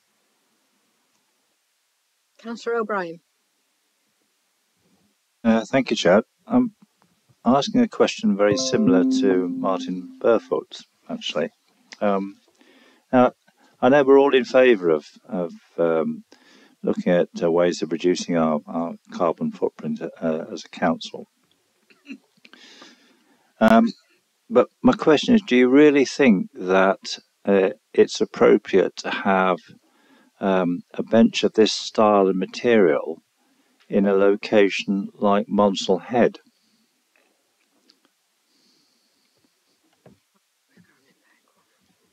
I think it is. I mean, if you actually look at the bench, it doesn't look cold or hard. It looks very in keeping in terms of the actual the look of it. Looks quite woody in itself. I don't know if you've had the opportunity to have a look at the ones in. Thank you very much. In Wirksworth. But yeah, I think they are appropriate. I don't know what members feel about that situation, but yeah. I agree. They are. We have them in an urban setting in Hathersage, but I just think that the introduction of plastic materials, however, they may look like wood, but they are not wood. They're plastic, and to introduce plastic into a location like Monsell Head. My question is, again, in a few moments, we're going to be discussing an item on the importance of design and how important it is that design reflects local circumstances, and this seems to be moving in totally the opposite direction, saying we have a one size fits all irrespective of the location. Councillor Wayne. I was just choosing a bench. I thought you were reading a comic. Yeah, thank you. I can see both sides of this really, but the Dale, the actual one that you've gone for, we had one up on Cavendish Fields, and it is very, very comfortable. It does look like wood. but I would like that possibility, and I think because of theirs may be restricted on the manufacturing process, but I would like to see, if possible, an option if people wanted that in a specific setting. But I do, as I say, I do really think that it's the right sort of way forward to go for the Dale.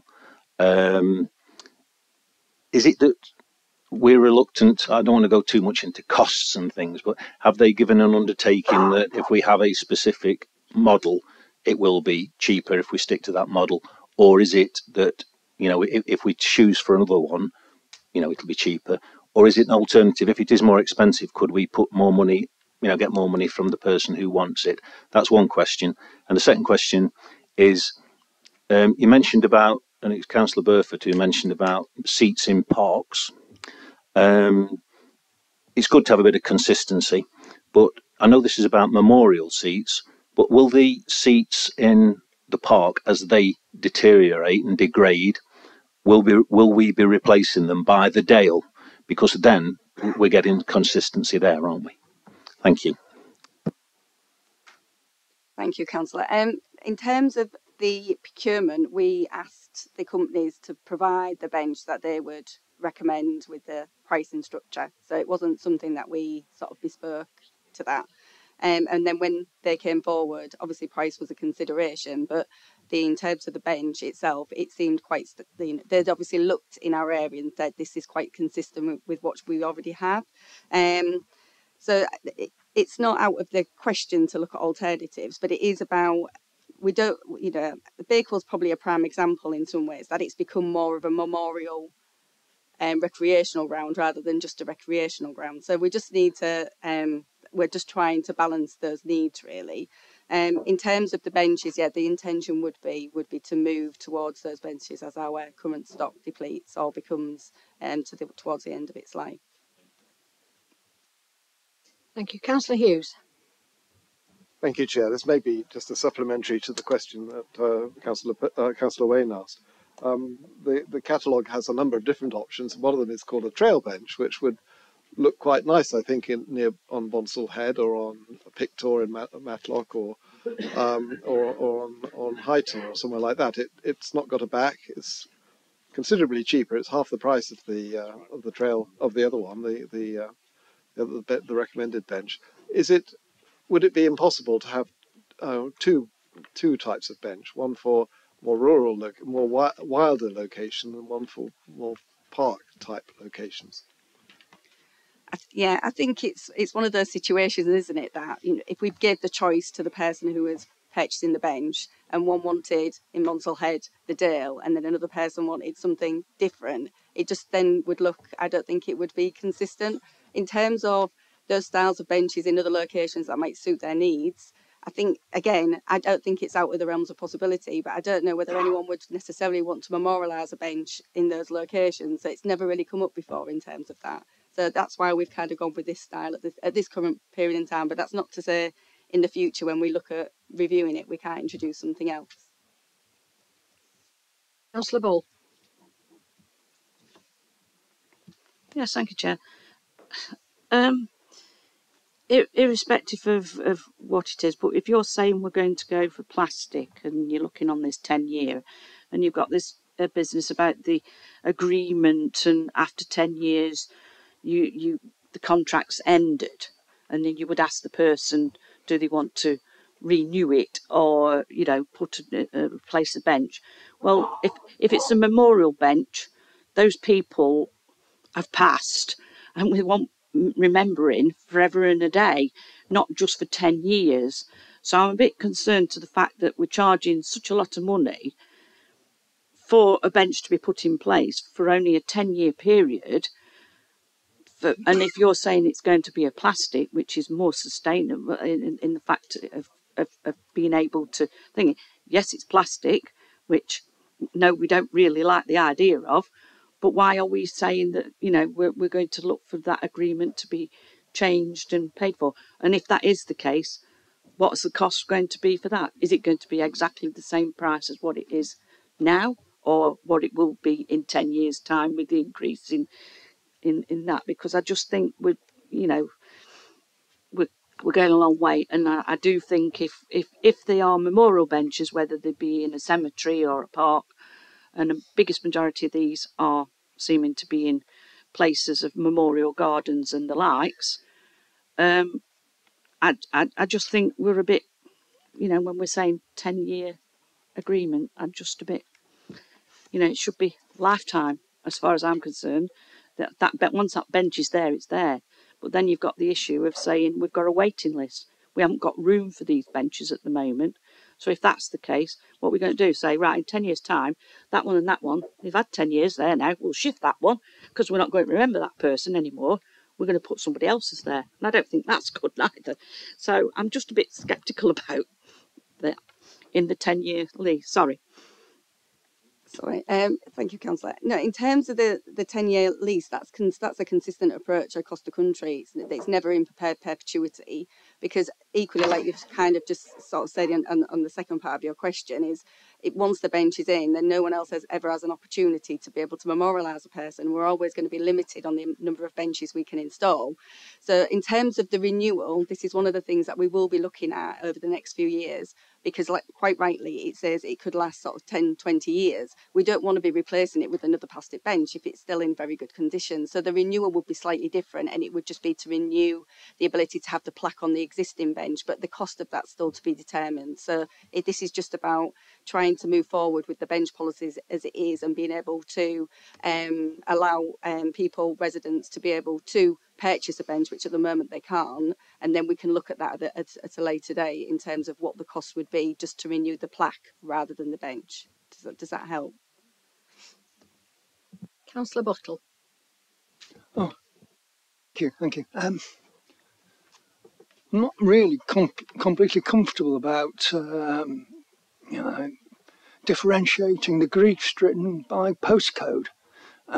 If we're going to be charging people who are not resident, as it were, more, then what made you do that? Did you compare us with Whitby or somewhere like that? Do Whitby do the same, or is this like us deciding this is the way that this thing should be done? It is done in other locations, but in terms of if they really want a bench, they could purchase one in the area that they live in for a reduced rate. What we're trying to do is, that people that have lived and breathed here have the opportunity to be able to have a bench, and therefore non-residents, if they want to have a bench memorialised, it doesn't necessarily need to be in Derbyshire Dales. It could be locally to where they are, and probably could be more where they might be more frequent to go and to use it. But that was the basis of it. Was we've got residents who have mentioned that they've noticed there's a lot of plaques that are for non-residents, and they feel they're disadvantaged because of it. Yeah, we're a holiday destination, aren't we? Did you actually look at other holiday destinations? No, we took on kids' consideration that residents' feedback is what we did. Councillor Hobson. Thank you, Chair. Taking on board what Councillor Mrs. Ball has said about memorials for people, I think it's really sad that you've got 18 people on the waiting list for Bakewell over a long period of time, when perhaps those people would like to visit the park and remember their loved one. Is there any other way? We've discussed trees, but is there anything else that other people do, Vicky, that we could do just to help those people in their grieving and memorial process? We've not looked in great detail at anything else at this stage, because we just wanted to try and progress this part of the policy. We are looking at other alternative locations. So what we want to do is map out other areas where we could possibly put in a memorial bench, not necessarily in the park, but in other areas that we could do that. And those would be made available to the people on the waiting list, and they have an opportunity then to be able to have their bench there. But moving forwards, we do want to look at, like I said, we're going to look at the price for the renewal, and we would look at some alternative options as well. It's just something we need to manage within the ability and the resource that we have as well at the same time. So it's just finding that balance. Okay, there's no more questions. We'll move to debate. Thank you, Councillor Purdy. Does that find a Councillor Hughes second? Anybody wish to speak? Okay, please do. Yeah, I think the I was looking through the list of locations again, and I can see why you're saying that the bench at the back is more appropriate. So I concur with that. And looking at the waiting list, while the waiting list are 18 people in Bakewell, but there are 90 benches in Bakewell. So on average, you would expect a number of 9 benches to come free every year. So that would be a 2-year waiting list, which doesn't seem entirely inappropriate. The problem is that if you have too many benches in a location, it just becomes a sort of memorial avenue of benches. And I've seen those cliff tops with memorial bench after memorial bench, and I don't think that's appropriate either. And that really then ties back to this issue about whether we charge more for residents and for non-residents we do for residents. And surely people who are resident in Derbyshire Dales deserve some sort of preferential treatment, and the one proposed, I think, is quite appropriate. Thank you. Thank you. So it's been moved and seconded. All those in favour?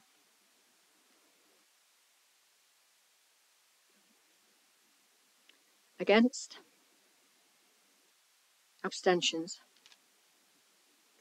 Thank you, that's moved. So the final item is Levelling and Regeneration Bill, consultation on proposed reforms to national planning policy.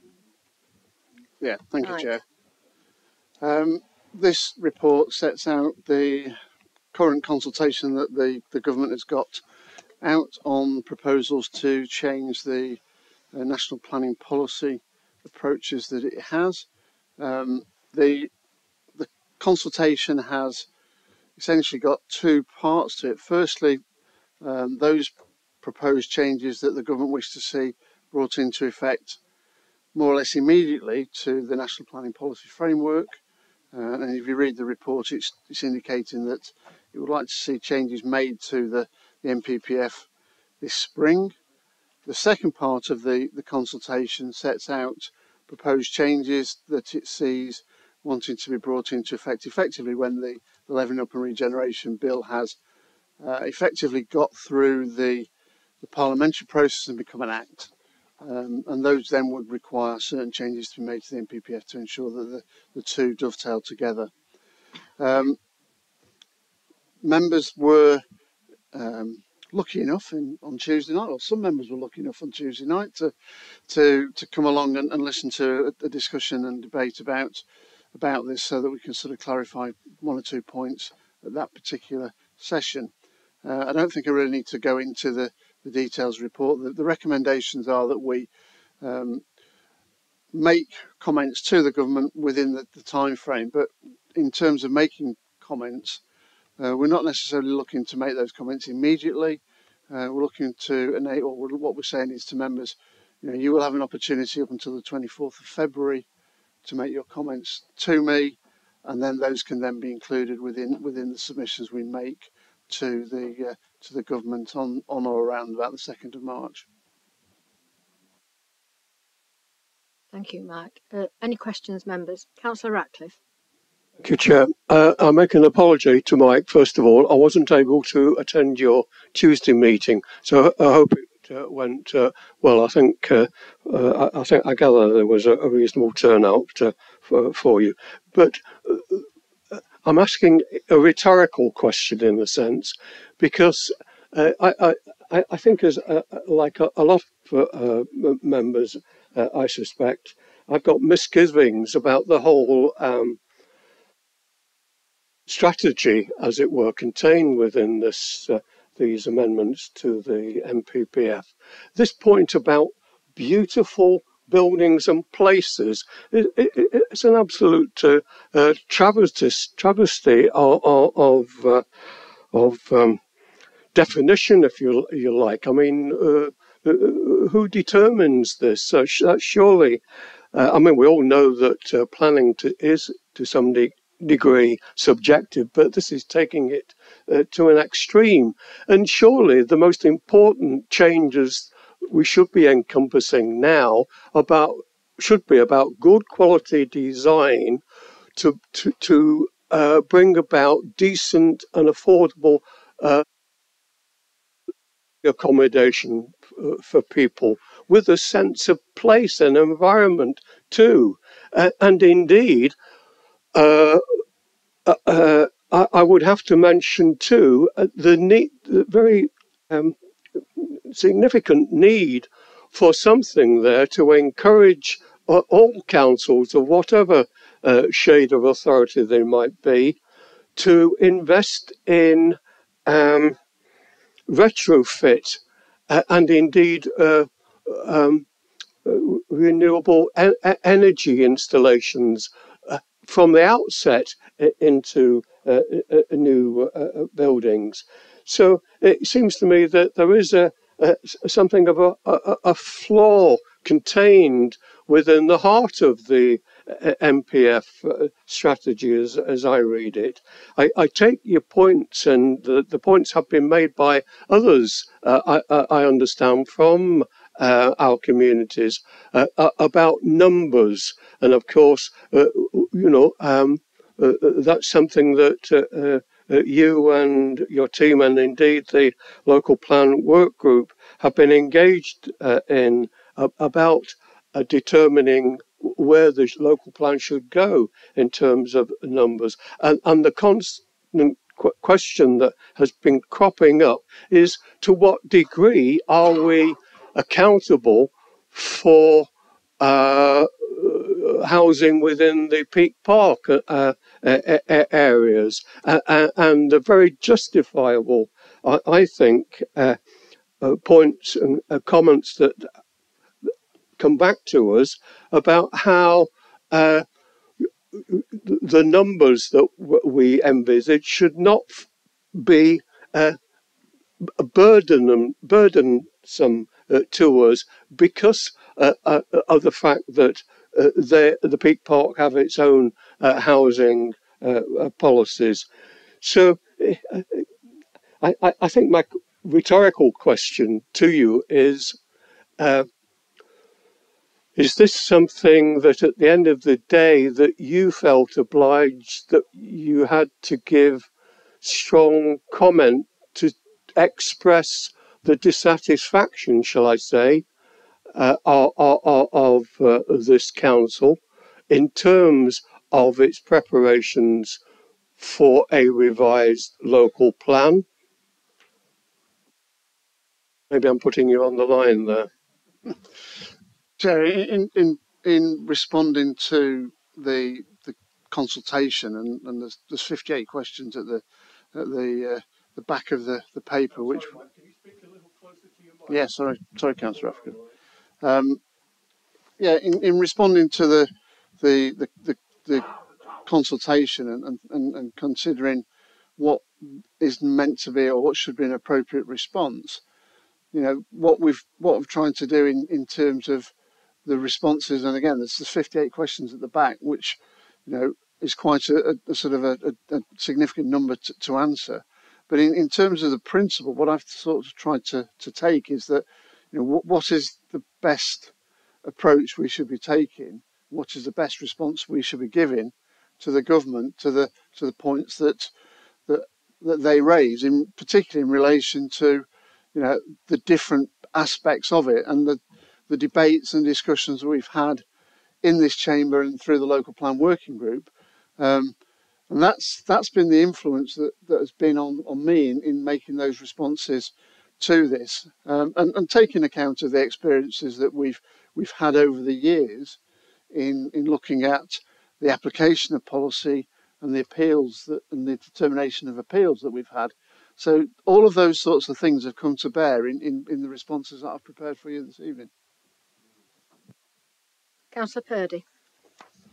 Thanks, Chair. I mean, it's a move in the right direction, this is, in taking account of the environment and beautification, which is causing a lot of debate, and I'm having that debate with David Arnold and his team up at County. I have asked Mike, and he knows that we want a design workshop, and I think that's going to happen, Mike, because I think that will help us zone in on what is good design, what is beautification, because it's very local. But I think what I take from this report are two main areas of concern. One is that, bless David and his team, they've just, and Mike's included in that team, they've just produced an SPD on climate change and new house build. And reading this document, it's looking like they're going to throw it out, these SPDs. So what's the point in doing those? We know they've got no legal weight, but at least I've said before, they're a bit like an highway code. So the planning committee could refer to that document and say, whoa, developer, I'm sorry, you're not complying with our SPD. The other thing that really bothers me, as has been mentioned previously, and we keep hammering this point, and Chief Exec and I had a meeting with Chief Exec of Pete Park and the chairman on 2nd or 3rd of January, is that it's not including the Pete Park.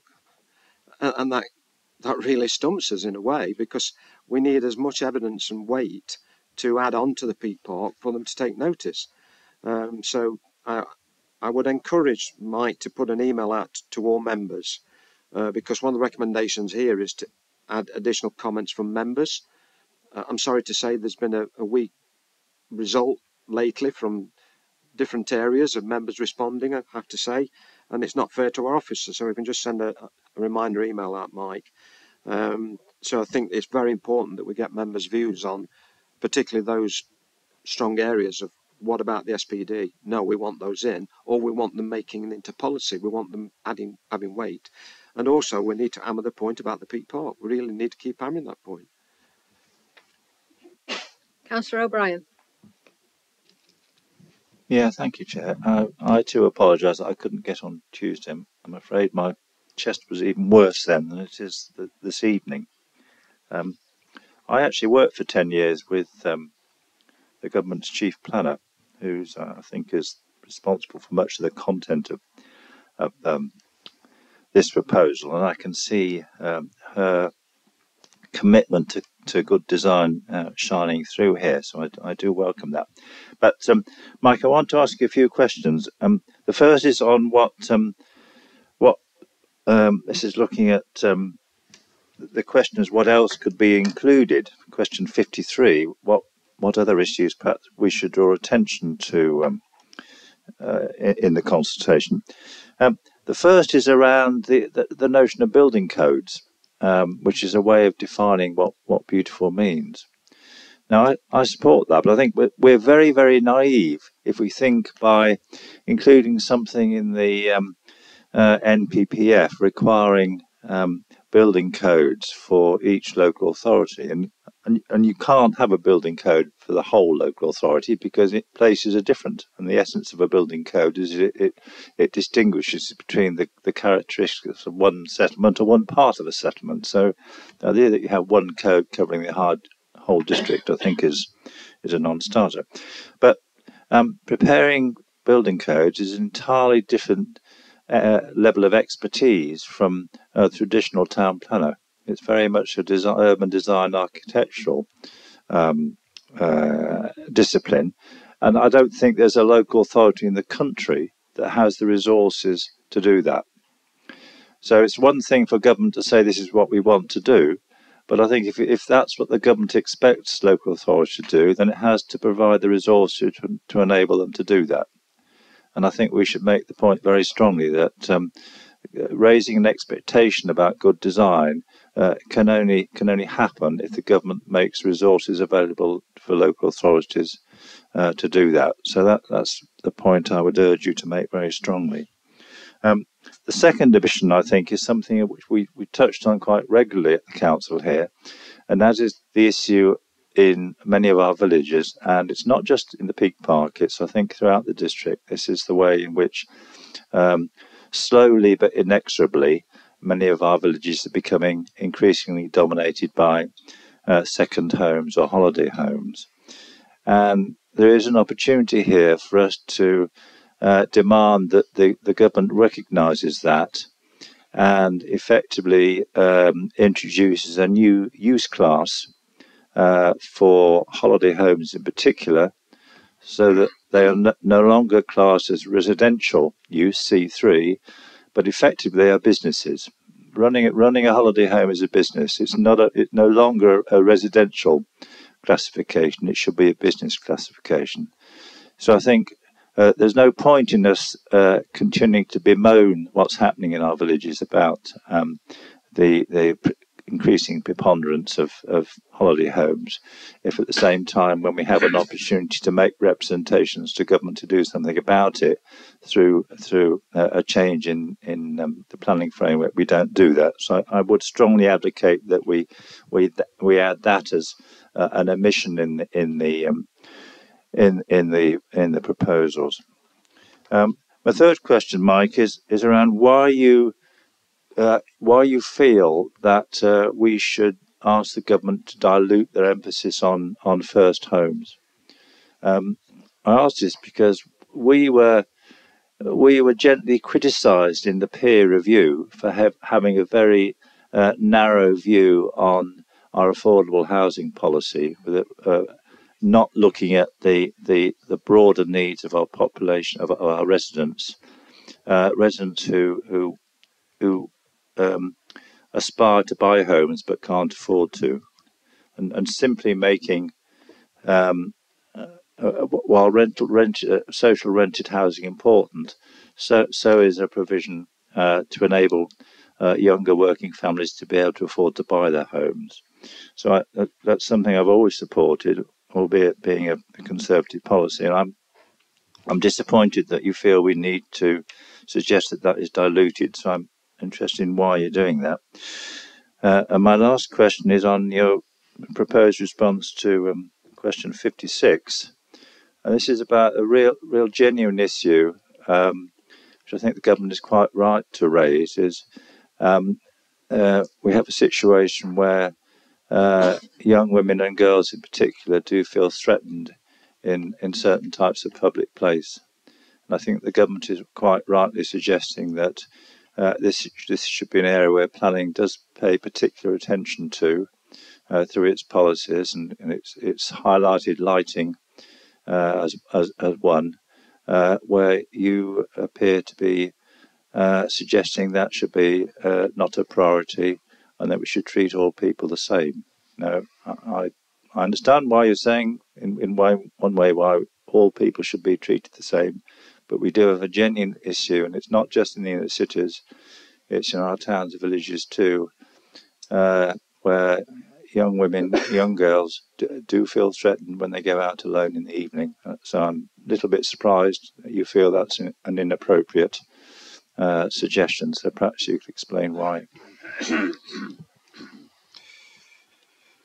So there's obviously a number of questions there from Councillor O'Brien. I'll try and answer those as quickly and as succinctly as I can. In terms of the first point, I think Councillor O'Brien is correct. The issue of design codes will add another layer to the workload for the district council, and that will add a need for resources to be made available to undertake that, and that's something that we will need to plan in as part of the work we do in the preparation of the local plan, and it arguably could be, and Tim might want to say something on this, arguably could be something that is factored into potentially the changes and increases in planning fees that would enable us potentially to cross-subsidise from the planning application process into the preparation, the policy side of things. The point you make about a design code fitting a local authority area, the levelling up bill does require or will require planning authorities such as ourselves to have a design code which effectively has a blanket approach to it across the whole of planning authority area. How we deal with that is something that we will need to look at as part of the work we do. We will need to do that work and then incorporate that within the local plan. But we will have at some point in the future legal requirement to do that. In terms of second homes, I think the point is well made, and it's a point that's been made numbers of times in this particular room. One of the things that we have got at the moment is that, to do what you're proposing would actually require a change in legislation, not a very simple change in policy. It would need a change in legislation to enable that to happen. I understand from what I've read is that the government has been giving some thought to having a register of, if you like, holiday homes, and they would, and that, but how that would then work, I don't know the details of, but I think the government is giving some thought to that as a proposal. In terms of the issue about first homes, it's not the first time that I've said to members that, you know, first homes aren't the be all and end all. They are a part of the potential solution to delivering affordable housing. The information and discussions we've had with the Director of Housing about this whole issue about what is the right mix of tenures for affordable homes in the district is something that, you know, we've spoken at previously when we've considered first homes as a topic when they were first introduced. And the simple fact is that, you know, even with a discount, the discount to make them affordable for Derbyshire Dale residents would have to be quite significant to make them affordable. Now, that's not to say that we can't tinker around with that policy, and that's something we may well be bringing back to members at some point in the future. But as it stands at the moment, the discount is only to 250,000. When you factor in residents' income levels in this part of the country, they're not going to be in a position where they can afford those properties. Social rented, affordable rents are a much more affordable product for residents of this district where they're in housing need. And that's why I've said the point in this particular response is that we support what the government is saying in terms of giving a bit more priority to social rented properties. But we need to try and say that, you know, they need to sort of water down, in my view, water down their, for Derbyshire Dales, water down their emphasis on first homes, primarily to meet the needs of the district.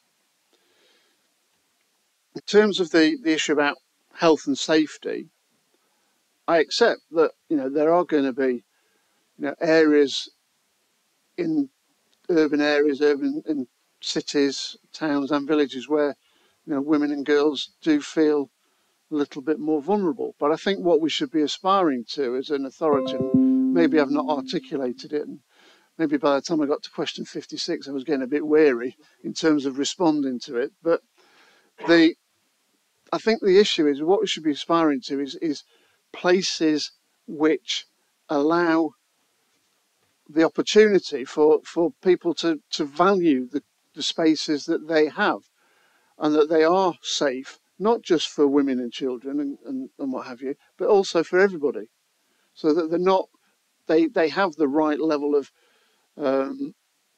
what's the word I'm looking for, surveillance across them, but they're also of high quality at the same time. The design, appearance and function work well. And I think that's really what I was saying in the response to that one. It's looking at the bigger picture. Thank you. No more questions? Councillor Buttle. Thank you. Peter's already articulated quite a lot of my my argument. There's when Mike talks about second homes, we've probably got 40 or 50 in title, but when we talk about short-term lets, we've got over 100. Well, last time I counted, there were 116, and that's in a reasonably small village. So it's a real issue for us. The only way we can actually deal with this is with a change in legislation. That does seem to be quite clear. You have got question 53, where you have an option to make a comment.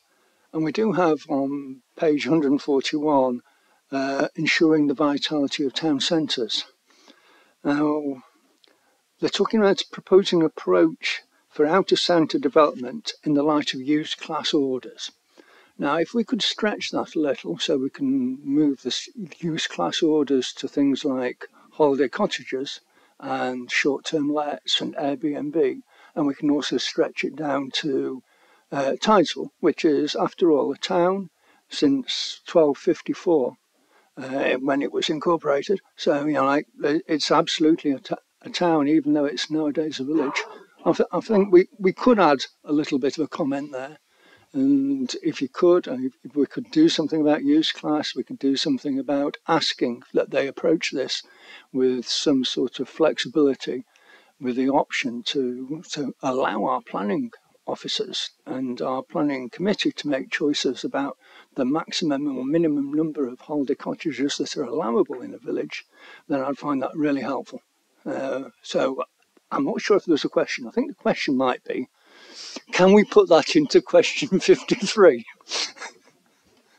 Chair, I think the point that Councillor Buckland and Councillor O'Brien makes is a valid point. But the question is specifically asking, and I might be being a bit pedantic here, about what changes to planning policy are considered necessary or could be added to what's being proposed. What we have here is something which needs something much more fundamental than that. That being said, it doesn't, given the recommendation we're giving to you tonight, if you wanted to write to me and say, can you include that or include this as part of the representations that I want to make as a member, separate to what we might make as a corporate body, which is what we've done in the past, then I'm quite happy to submit those to the Secretary of State as part of that process. Councillor Hobson, did you have a question? I'm happy to move the recommendations if it's appropriate, if there are no more questions. Have you got a question, Councillor Burfoot? Yes, I have. Thank you, Chair. Yes, it's something I raised on Tuesday evening at the workshop, actually. That's to do with the perennial question about use of or development of our derelict sites or brownfield sites, particularly quarries, of course, which are the dominant brownfield sites in the Derbyshire Dales, especially in Matlock and Wirksworth. And I think, I don't know what we can do really, but I wonder if Mike has any suggestions as to how we can raise the profile of these sites that are not being developed, like Corder Quarry in Matlock and Holdale Quarry in Matlock, to the extent that they should be. And of course, even if they are developed, because they cost so much to remediate, the viability argument that says that, and we've got to agree with it to some extent, means that we've got very few affordable properties within those developments. So if you look at the price of the ones at Corder Quarry that have already been built, for instance, they're way above anything else in the area. And there's absolutely no way that further development will take place until those have been sold. And a lot of them have been let, or even, as we've just been talking about, even let for holiday use currently. So I think we've got to press government to look at this issue. It's a very serious issue, but I think it's particularly pertinent when you're dealing with quarries as opposed to some other derelict sites. It's equivalent probably to in the late 1960s and 70s when Derbyshire County Council, for whom I worked then, were dealing with derelict land grant and reclaiming mainly colliery sites. And it's the equivalent of that really, and quarries in a way are probably more difficult to remediate than the former colliery sites, because of course you haven't got any depth of soil to do much moving. It's all blasting of solid limestone, which is what we've seen at Corder in the recent past before they started building. So I wonder if we can press the government to consider some sort of grant aids or certainly support for developing these sites, substantial contributions, I would say, because otherwise they just won't be, the houses won't be built at all, and we'll be looking across it. It's quite attractive to look across from one side of Matlock to the other and see the regeneration of vegetation on these sites, but we're not seeing the houses that have been promised for several years now.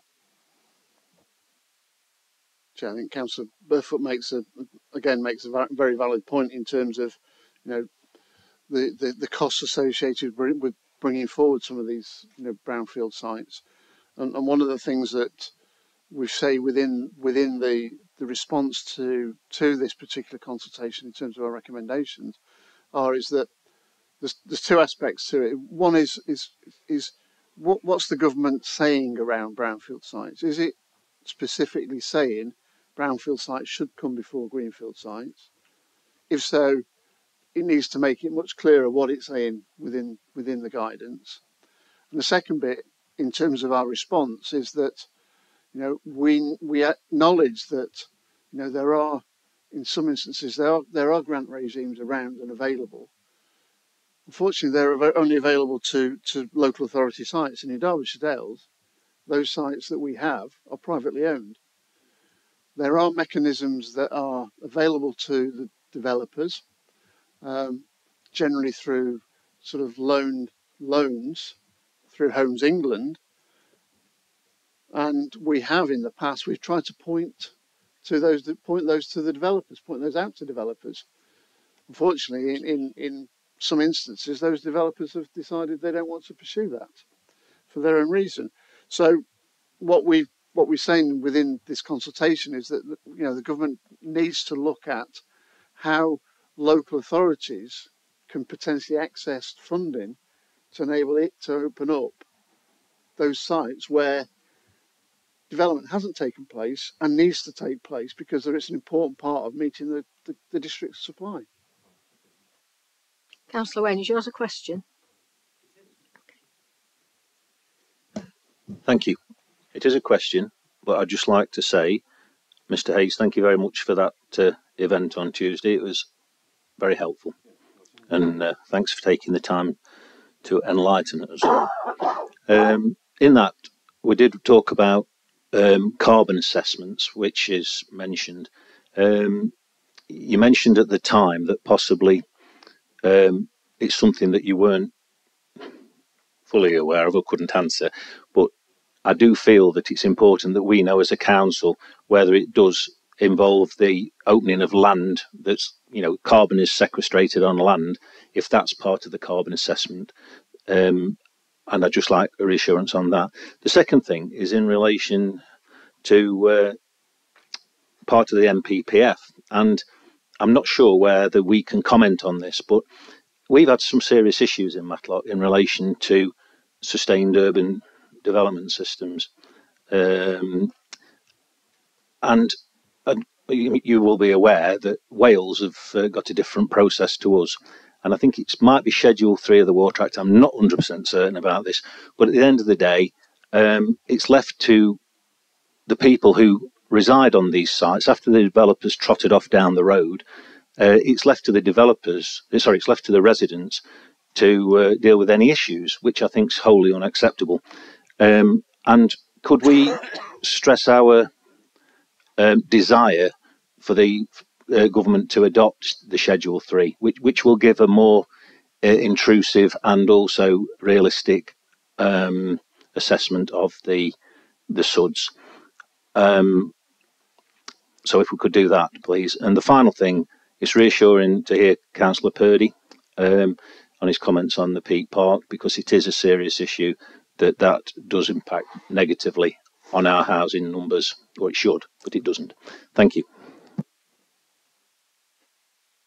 Chair, in terms of the carbon assessments, I'm no further forward on what they include.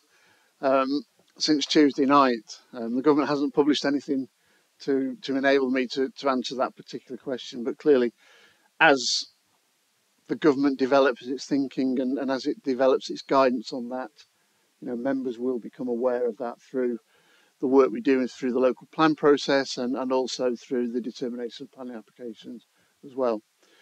In terms of the issue on sustainable drainage systems, the consultation does touch upon sustainable drainage systems as a slight bit to it, and it talks about the government introducing new standards, and I think from recollection it does refer to Schedule 3 in the consultation. I can clarify with you a little bit more detail in by email if you like what it actually says, so I can bring that back to you. If I may just, Chair, if you would, because it's not only Matlock, it's Tansley. I've had, there's been issues at Ashbourne, and it's basically you've got developers that are doing these sustainable systems, SUDs, and they've not always got the expertise to do it. Yeah. That's the issue. Yeah. Thank you. I'll get back to you on that. Thank you. Councillor Hughes. Thank you, Chair. A simple question to start with, Mike. Are you going to put in a covering note with the response to the questionnaire?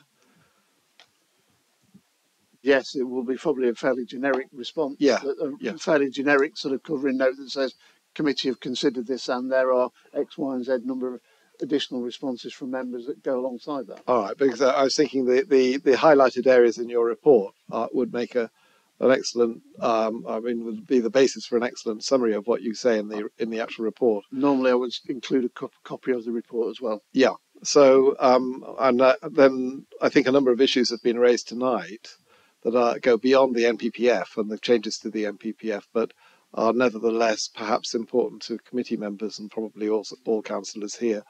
Would it be possible to have a section in that covering note to cover those additional areas? For example, use classes for holiday lets, grant aid or whatever for brownfield sites which are otherwise undevelopable, and so on. I feel that would be a consent. If you were to do that, it would be of value to many of the committee members here and probably to many of the councillors as well. Thank you. I can include those submissions if members wish to make those submissions to me. In addition to this, then I can include those in the package that we submit. Councillor Hobson. Thank you, Chair. I'm happy to move the recommendations. I was at the meeting on Tuesday. Thank you, Mike. It was a very informative meeting. I think there were only 12 of us that were actually here.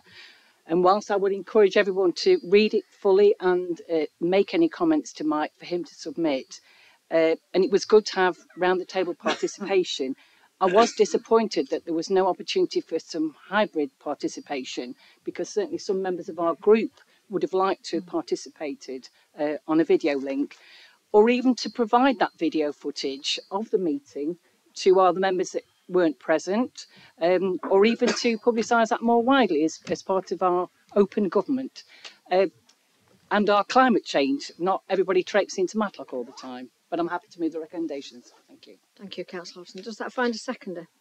Councillor Hughes, thank you. Chair, I'd like to second it. Yes, I think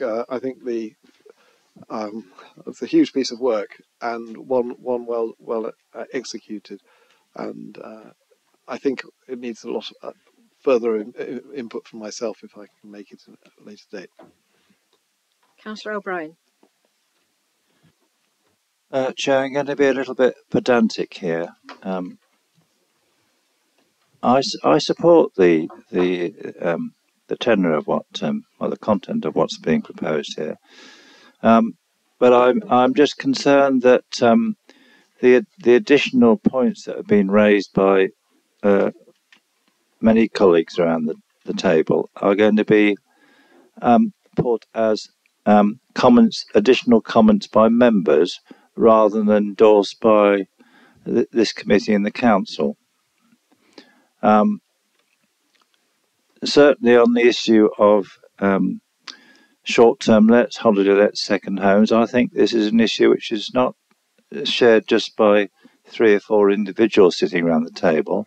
I'd like to think it's shared by this committee and the council, and therefore I think that sort of issue should go forward on behalf of the council and not be given the appearance in what goes forward to government as being just a number of other members have made the following comment. So I don't want to be pedantic and say I'd like an amendment to say that the additional comments, and specifically that referring to looking for a new use class to accommodate the issue of holiday homes, second homes and short-term let should be highlighted. But if the intention is only to include those points as I said, additional points by certain members, then I'm going to put an amendment to say that those issues should be incorporated in the council's response. It's a valid amendment if you wanted to propose that, Councillor O'Brien, but I suspect Mike probably would incorporate that as the response of the council. This is the council's response that Mike will send. What we're doing here is delegating authority to Mike to submit that response on behalf of the the authority. So Mike might want to comment on it, but from my perspective, it's fine as an amendment. But I would just remind members that it is going forward as the council's response. Well, I appreciate that, Chair. I'd simply say that on other occasions where we've done this, the comments have gone as other comments from individual members and not as the comments of the council. So there is case history here.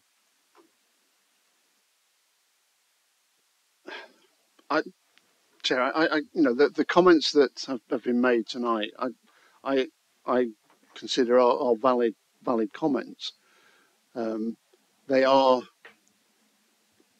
potential reforms to the planning system, which this committee may wish to add to what we've recommended this evening. Whether or not that needs to be a formal amendment, I can incorporate those within the response. Maybe I need to have a chat with James about how we do that, but I think we can incorporate those within the response without there necessarily being a formal amendment. Can that be done? Okay. Councillor Hughes. I'll try and do that. My suggestion in the form of a question was really to do that, so that we would, because I think there is a consensus or near consensus in the room, if not a consensus, that there is a need to change legislation or things outside the NPPF in order to meet our aspirations in terms of being able to plan in Derbyshire Dales. And I thought that perhaps putting it in the covering letter would be the appropriate place to put, as the questions are associated with the NPPF itself. And people do read the covering letters, and they do when they conduct consultations, and they do summarise the findings in the covering letters as they do what's in the answers to questions. So they don't go unseen. So I think there is a value in doing that, and in my experience, because I've done quite a few consultations. Thank you, Councillor Hughes. Anyone else would like to speak? Okay, then it's been moved and seconded. We'll move to the vote. All those in favour? That's unanimous, thank you. And that's the end of the agenda, ladies and gentlemen.